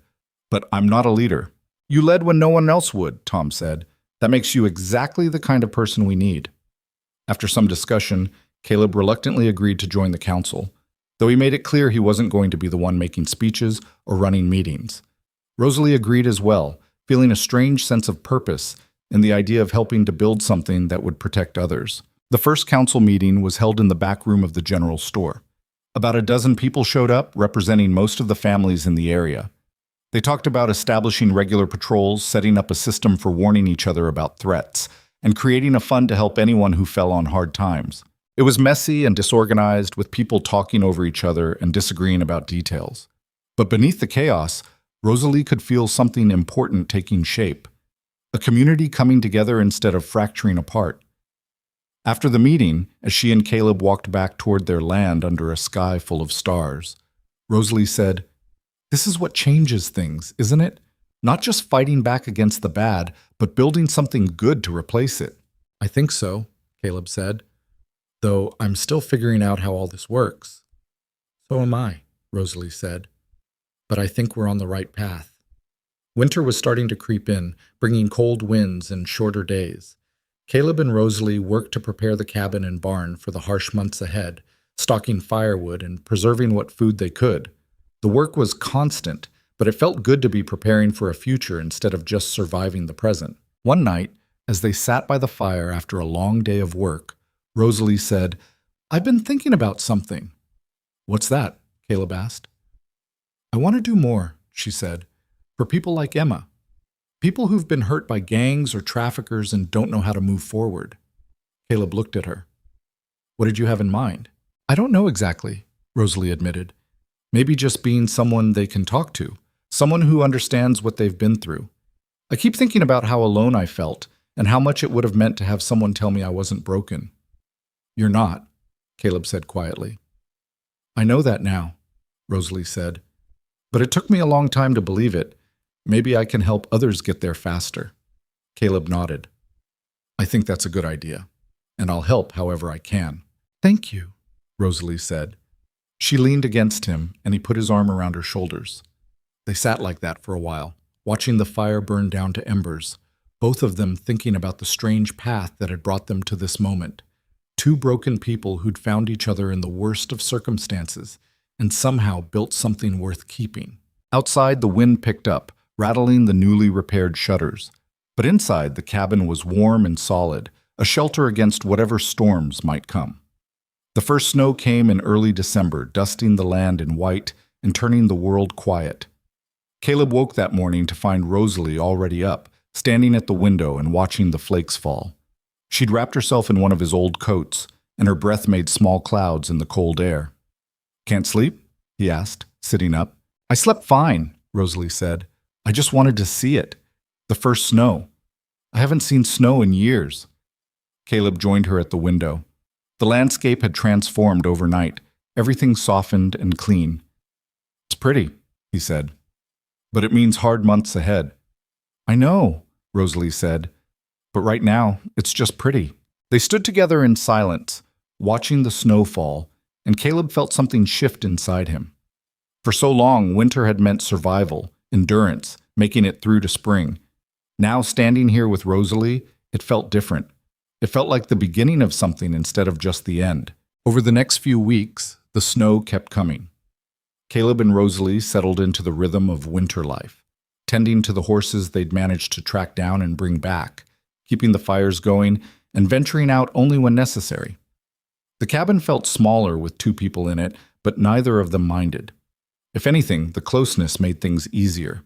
Rosalie started spending her afternoons working on something she kept private at first.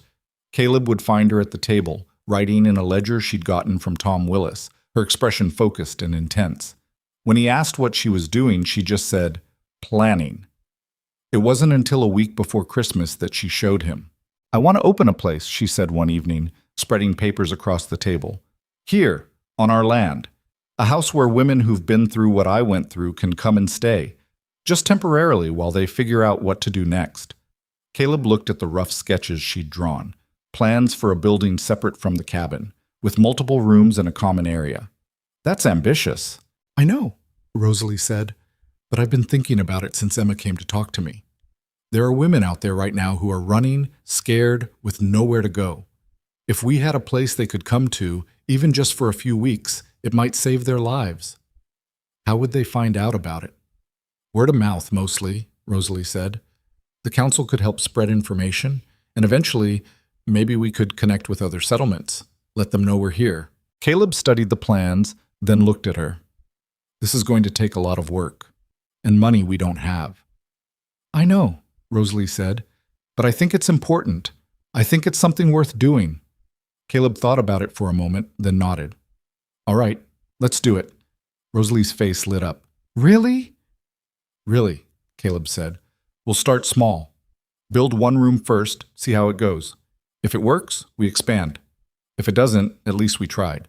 Rosalie threw her arms around him, nearly knocking him backward. "Thank you. Thank you for believing in this." "I believe in you," Caleb said. "There's a difference." They spent the rest of the winter planning and preparing. Caleb sketched out more detailed building plans based on Rosalie's ideas, figuring out materials and costs. Rosalie wrote letters to other settlements, carefully explaining what they were trying to create and asking if anyone knew women who might need help. The responses started coming back in late January. Some were encouraging, others skeptical. But a few included stories: women who'd escaped bad situations and had nowhere to turn, men who'd lost sisters or daughters to gangs, and wished there'd been somewhere safe for them to go. One letter came from a settlement 4 territories away. The woman who wrote it, Margaret, explained that her niece had been taken by traffickers 2 years earlier and had only recently escaped. She was staying with Margaret now, but she was traumatized and afraid to leave the house. "Would it be all right if we came to visit?" Margaret wrote.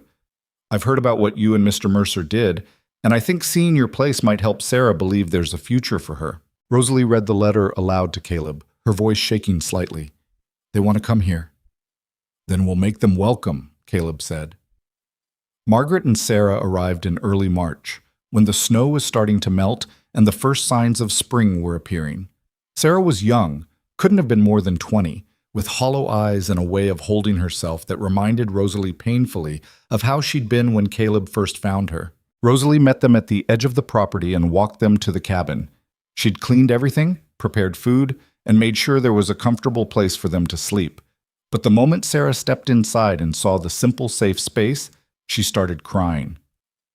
"I'm sorry," Sarah said, wiping at her eyes.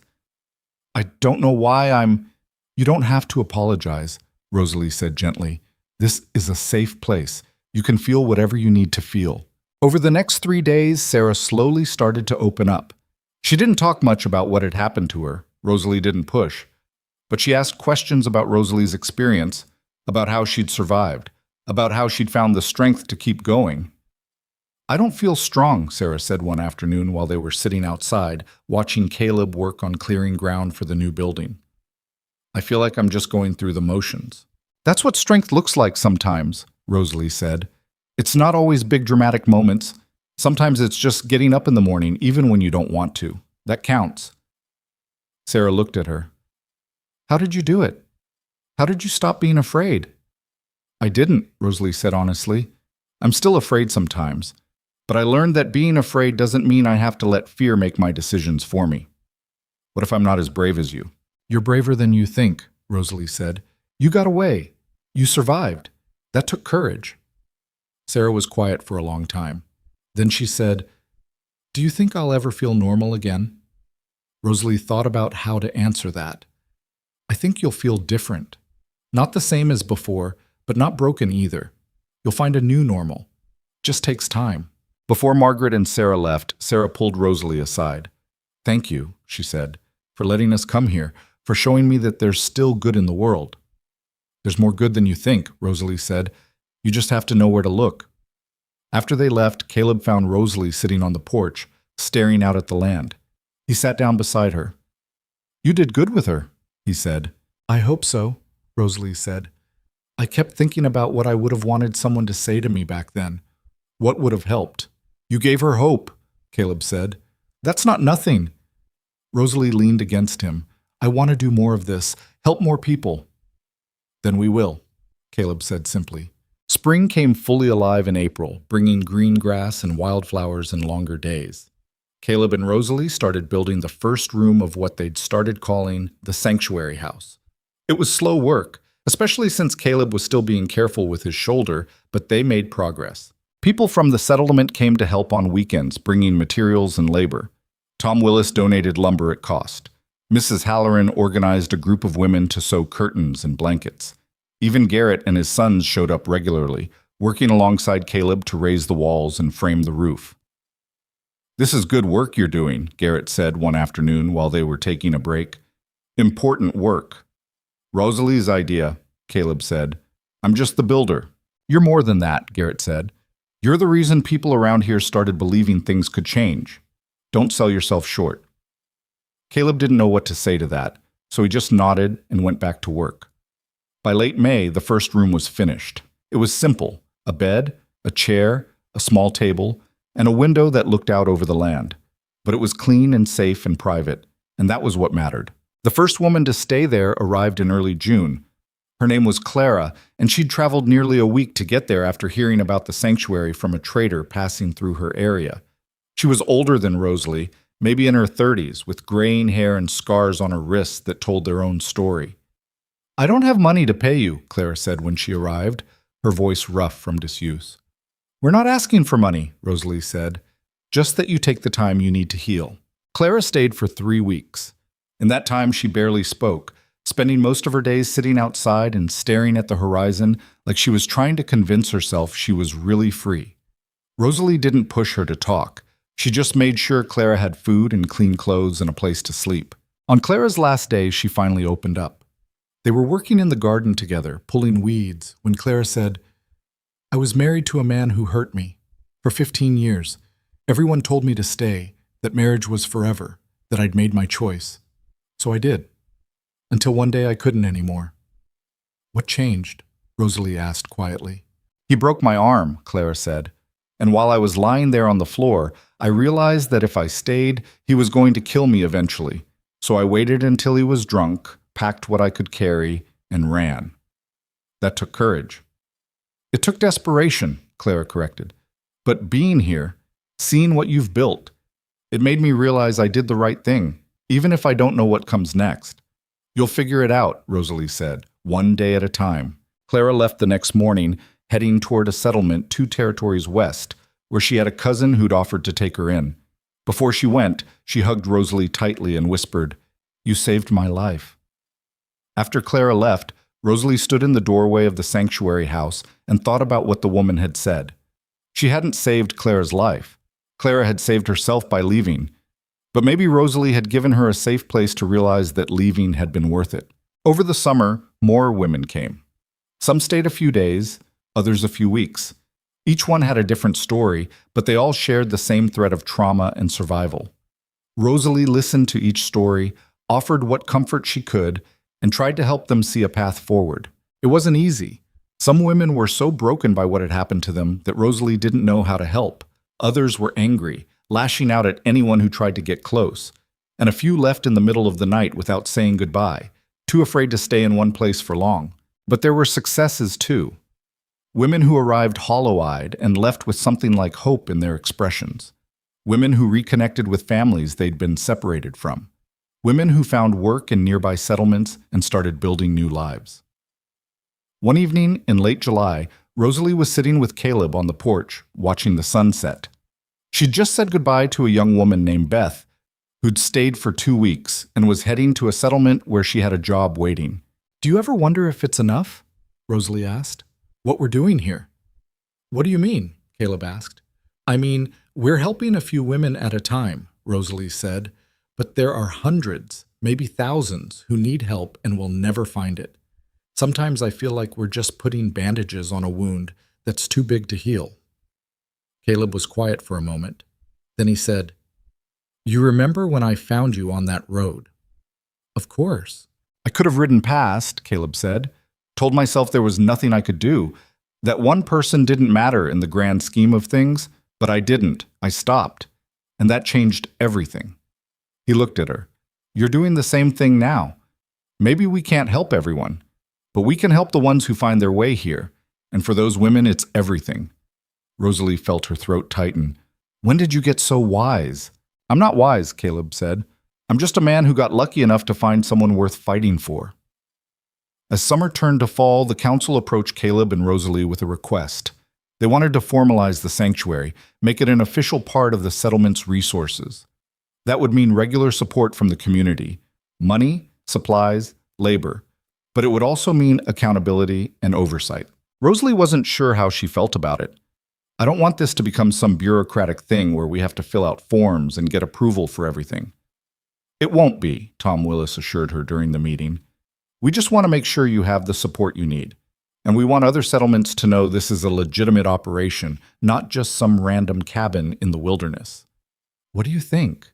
Rosalie asked Caleb afterward. "I think it makes sense," Caleb said. "We can't do this alone forever, and if the community wants to help, we should let them." So they agreed. The sanctuary became officially recognized by the council, with Rosalie listed as its director and Caleb as the property owner. Donations started coming in: money, food, clothing, building materials. With the help of volunteers, they expanded the sanctuary to 3 rooms, then 5. By the time winter came around again, the sanctuary was a real operation. They had a rotating group of volunteers who helped with cooking and cleaning, a small fund for emergencies, and a network of contacts in other settlements who referred women who needed help. Rosalie found herself taking on a role she'd never imagined: a leader, someone other people looked to for guidance. It was uncomfortable at first, but she grew into it. She learned how to manage volunteers, how to handle conflicts between residents, how to know when someone needed space and when they needed intervention. One cold December evening, almost exactly a year after they'd started planning the sanctuary, Rosalie was going through the ledger when she realized something. In the past 12 months, 32 women had stayed at the sanctuary. Some for just a few days, others for several weeks. Not all of them had found their way to safety. A few had left and never contacted them again, and Rosalie worried about what had happened to them. But most had moved on to new situations, new lives, new beginnings. 32 women who might not have survived without this place. She showed the number to Caleb that night. 32, she said, her voice filled with wonder. "That's 32 lives we helped change." "You helped change," Caleb corrected. "This was your dream." "Our dream," Rosalie said. "I couldn't have done any of this without you." Caleb looked at her, and something in his expression made her heart skip. "Rosalie, I need to tell you something." "What is it?" He took her hand. "When I found you on that road, I thought I was just saving one person. I didn't realize I was saving myself too." Rosalie felt tears spring to her eyes. "Caleb, I spent 6 years convinced I was better off alone," he continued, "that caring about someone just meant more pain. But you proved me wrong. You showed me that living is about more than just surviving. It's about finding something worth building, something worth protecting." He squeezed her hand. "I love you, Rosalie. I think I have since the moment you looked at me with that one good eye and asked why I helped you. And I want to spend the rest of my life building this dream with you." Rosalie couldn't speak. She just threw her arms around him and held on tight, tears streaming down her face. "Is that a yes?" Caleb asked, his voice muffled against her shoulder. Yes, Rosalie said, laughing through her tears. Yes, you stubborn, wonderful man. Yes. They got married in the spring, in a simple ceremony on their land with the whole settlement in attendance. Mrs. Halloran cried through the entire thing. Tom Willis gave Rosalie away, since she had no family of her own. And when Caleb and Rosalie spoke their vows, promises to stand beside each other, to build together, to face whatever came with courage and love, there wasn't a dry eye in the crowd. After the ceremony, while everyone was celebrating, Emma approached Rosalie. She looked different than she had a year ago, stronger, more confident. I wanted to thank you, Emma said, for everything you've done. Not just for me, but for all of us. You don't have to thank me, Rosalie said. Yes, I do, Emma said, because you showed us it was possible to take our lives back. And I've decided I want to help. I want to volunteer at the sanctuary. Rosalie felt a surge of pride. We'd love to have you. Over the next year, the sanctuary continued to grow. Emma became one of their most dedicated volunteers, often staying overnight to help new arrivals feel safe. Other women who'd stayed at the sanctuary came back to volunteer too, creating a community of survivors who understood each other in ways no one else could. The settlement itself changed too. The council became more organized, establishing regular patrols and a fund to help families in need. Crime dropped as people started looking out for each other instead of turning away. And word spread to other territories about what had happened here, how a small settlement had stood up to a gang and built something better in its place. Not everything was smooth. There were setbacks and failures. A woman who stayed at the sanctuary stole money and disappeared in the night. Another woman's abusive husband tracked her there, and Caleb had to physically remove him from the property. And there were times when Rosalie felt overwhelmed by the weight of so many people's pain when she didn't know if she had the strength to keep going. But Caleb was always there, steady and solid, reminding her why they were doing this. And the women who came through the sanctuary, who left with hope in their eyes and plans for their futures, made every hard moment worth it. 2 years after the sanctuary opened, a reporter from a larger settlement came to write a story about it. He interviewed Rosalie and Caleb, walked through the buildings, and talked to some of the women who were staying there. What you've built here is remarkable, the reporter said. Do you have plans to expand, open more sanctuaries in other areas? Rosalie looked at Caleb, then back at the reporter. That's not really our goal, she said. We're not trying to build an empire. We're just trying to make sure that women who need help have somewhere to go. If other people want to create sanctuaries in their areas, we'll help however we can. But our focus is here, on this land, doing the work in front of us. The article came out a few weeks later, and it brought even more attention to the sanctuary. Donations increased, and more settlements reached out asking for advice on how to create similar programs. Rosalie and Caleb shared what they'd learned, but they stayed focused on their own work. One evening in early fall, 3 years after Caleb had found Rosalie on that road, they were sitting on the porch watching the sun set. The sanctuary building stood nearby, lights glowing in the windows. Inside, 4 women were staying, each at a different stage of healing, each with a different story. Do you ever think about that day?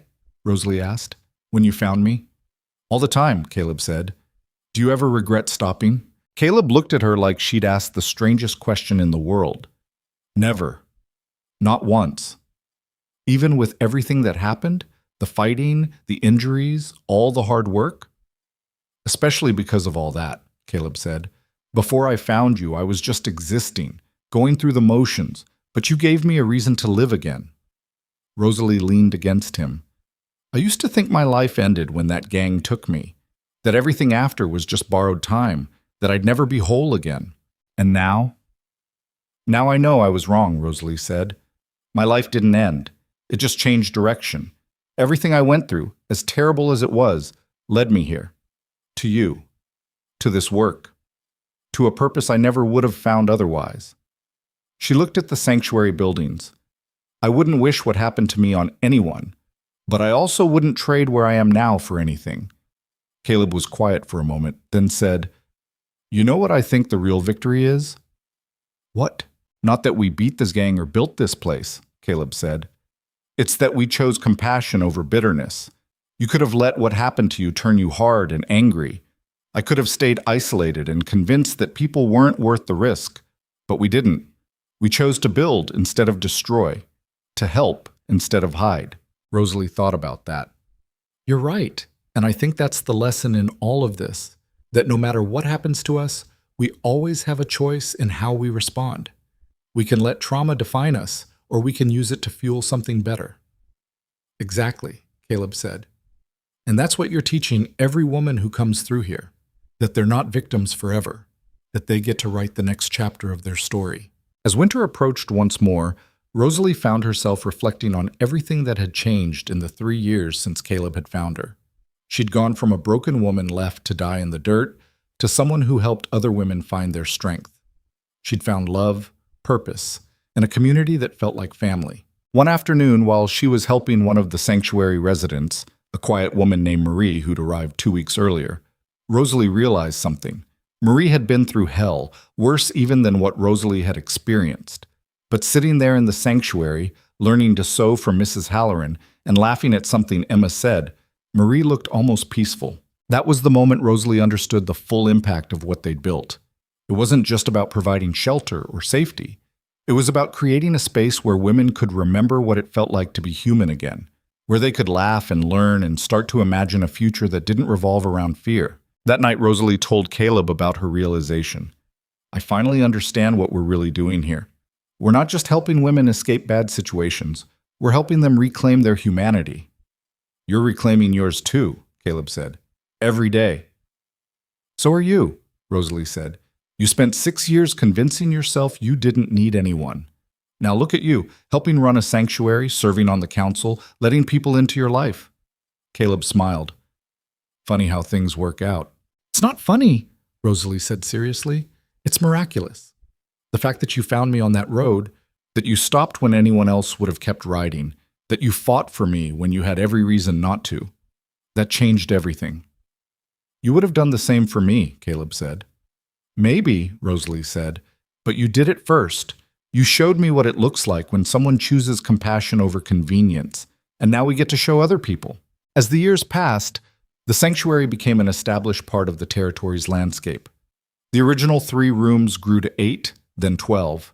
They added a communal kitchen, a workshop where women could learn trades, and a small library filled with donated books. The settlement prospered too. The council's efforts to organize and protect the community paid off, attracting new families who were looking for a safe place to settle. The population grew from 50 to over 100, and with that growth came new businesses, new opportunities, and new life. Caleb and Rosalie's land became a gathering place, not just for the sanctuary, but for the whole community. They held harvest celebrations there, council meetings, and informal gatherings where people could connect and support each other. One evening, 5 years after Caleb had found Rosalie, the community held a celebration to mark the anniversary of the sanctuary's opening. People came from all over the territory, including several women who'd stayed at the sanctuary in its early days and had since moved on to build new lives. Sarah was there with her Aunt Margaret, both of them smiling and healthy. Clara came too, bringing her cousin and her cousin's children. Emma stood beside Rosalie, helping to organize the event and welcome new arrivals.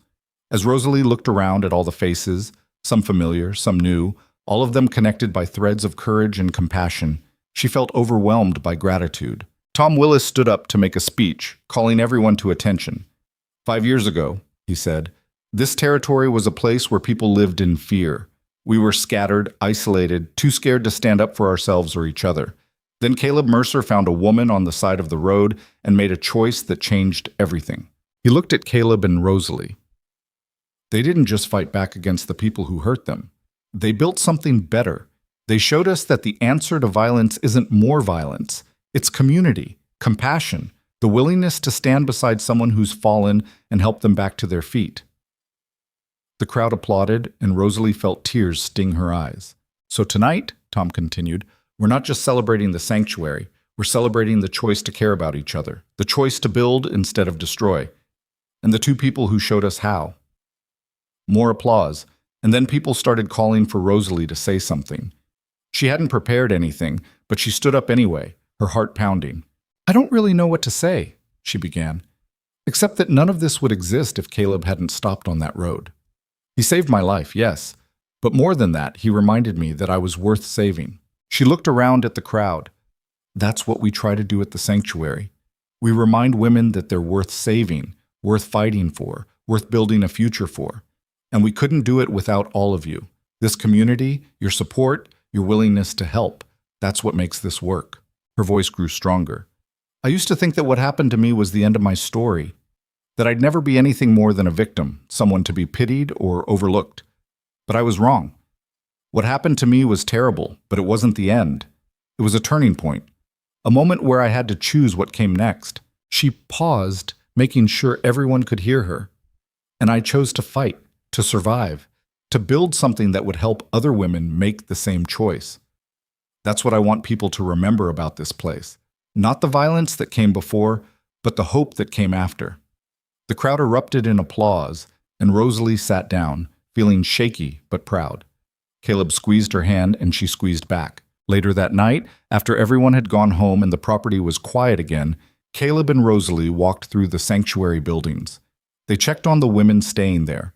All of them were asleep, safe, and warm. Then they walked back to their cabin, hand in hand under the stars. "Thank you," Rosalie said quietly. "For what?" "For all of it," she said. "For stopping on that road, for fighting for me, for building this dream with me. Thank you for staying," Caleb said. "For choosing to build a life here instead of running, for showing me what it means to live instead of just survive." They stood on the porch for a moment, looking out at their land. The sanctuary building stood solid in the moonlight, lights still glowing in a few windows. In the distance, they could see the settlement growing and thriving. "Do you ever wonder what would have happened if you'd kept riding that day?" Rosalie asked. "Sometimes," Caleb admitted, "but not for long, because I can't imagine my life without you in it." "Me either," Rosalie said, "and I can't imagine not doing this work." "Then I'd say we're exactly where we're supposed to be." Rosalie thought about that. 5 years ago, she'd been left for dead in the dirt, broken and alone. Now she was standing on land she called home, married to a man she loved, running a sanctuary that had helped dozens of women find their way back to life. The journey had been brutal. There had been violence and pain, and moments when she'd wanted to give up. But there had also been healing and love and the slow, steady work of building something that mattered. And in the end, that was the real story. Not the darkness she'd survived, but the light she'd helped create. Not the man who'd tried to destroy her, but the man who'd chosen to save her. Not the victim she'd been, but the woman she'd become. Life didn't offer guarantees. It didn't promise that pain would lead to growth, or that survival would lead to purpose. But it offered choices. And Rosalie had chosen to take the worst thing that had ever happened to her and transform it into something that helped others. That was power. That was victory. That was living. "Come on," Caleb said, tugging her hand. "It's cold out here." "One more minute," Rosalie said. "I just want to remember this. How it feels to be standing here knowing we built something good." Caleb put his arm around her, and they stood together in the cold night air, watching the stars and thinking about how far they'd come. In the years that followed, the sanctuary continued to evolve. Some years were harder than others. They faced challenges, funding issues, conflicts between residents, women who arrived so damaged that even the sanctuary's warmth couldn't reach them. There were nights when Rosalie cried from exhaustion, when the weight of so many people's trauma felt too heavy to carry. But there were triumphs, too. Women who arrived broken and left whole. Women who found love, found work, found families. Women who came back years later to volunteer, to give back what had been given to them. Emma eventually took over much of the day-to-day management of the sanctuary, allowing Rosalie to step back and focus on the bigger picture. Together, they developed training programs to help other settlements create their own sanctuaries. They wrote a manual sharing everything they'd learned about trauma care, safety protocols, and community building. Caleb remained Rosalie's steady partner through it all, handling the practical side of things while she focused on the emotional work. He built and repaired, managed the land, and stood as a quiet example of what it looked like when a man used his strength to protect rather than harm. And through it all, the settlement grew and changed. Children who'd been born the year the sanctuary opened were now running through the streets, playing and laughing. New businesses opened.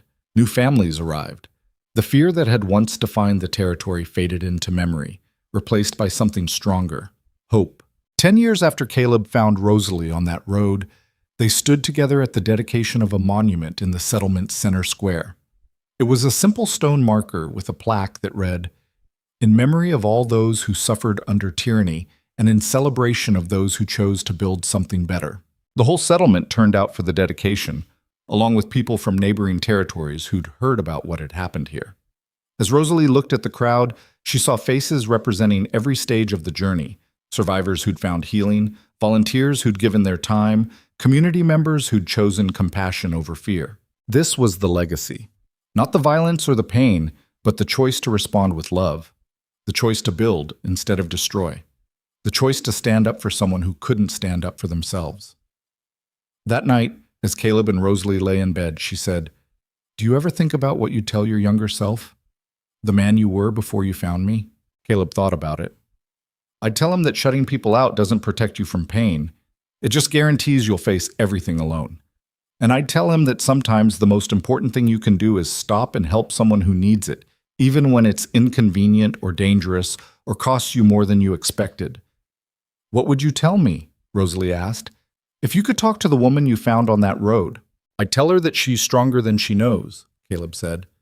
"That the worst thing that ever happened to her doesn't get to define her future, and that there's a man coming who's going to stop and help, and if she gives him a chance, they're going to build something beautiful together." Rosalie felt tears slide down her cheeks. "I love you. I love you too." They lay in silence for a while, listening to the wind outside and thinking about everything they'd built together. The sanctuary had helped more than 100 women by now. Some stayed in touch, sending letters about their new lives. Others disappeared into the world, which was fine. The point wasn't to keep track of them, but to give them a foundation to build on. And that, Rosalie had come to understand, was the real work. Not saving people, because people saved themselves, but providing a safe place to land while they figured out how to stand again. Offering compassion in a world that had shown them cruelty. Demonstrating through action that they were worth fighting for. As Rosalie drifted off to sleep, she thought about the road where Caleb had found her. She hadn't been back there since that day, but she sometimes imagined it, that stretch of empty dirt where her old life had ended and her new life had begun. If she could go back and talk to that broken woman in the dust, she'd tell her this: "The pain you're feeling right now is real and terrible, and it's going to take a long time to heal, but you're going to survive it. You're going to meet a man who reminds you what goodness looks like.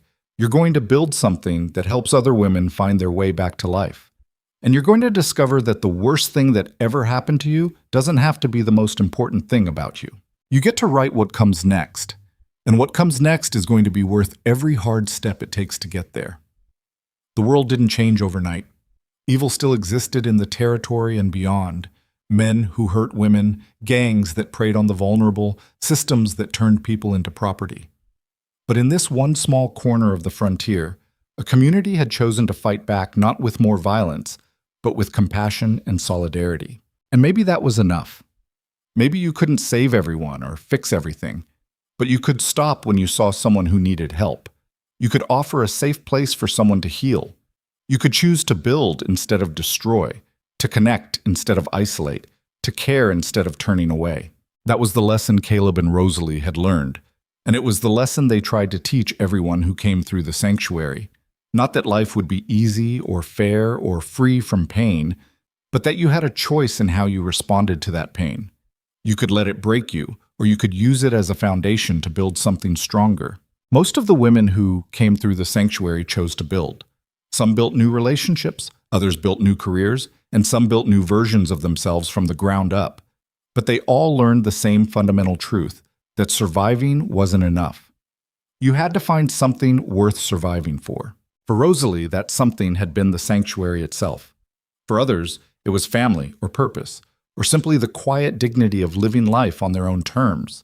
But whatever it was, the sanctuary gave them time and space to find it, and that was worth everything they'd gone through to create it.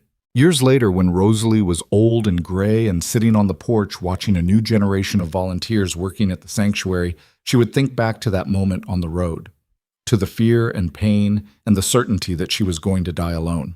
And she would marvel at how wrong she'd been, how one man's decision to stop and help had created ripples that spread far beyond anything either of them could have imagined, how choosing compassion in that single moment had led to years of healing and hope and lives transformed. The frontier was still a hard place. It still demanded strength, and resilience and the willingness to fight for what mattered. But it was also a place where one person's choice could change everything, where a stranger could become family, where the worst day of your life could become the first day of something better. That was the real story. Not the violence or the suffering or the dramatic confrontations, but the quiet, steady work of choosing love over fear again and again until it became a habit, until it became a way of life. And in the end, that was the most powerful thing of all.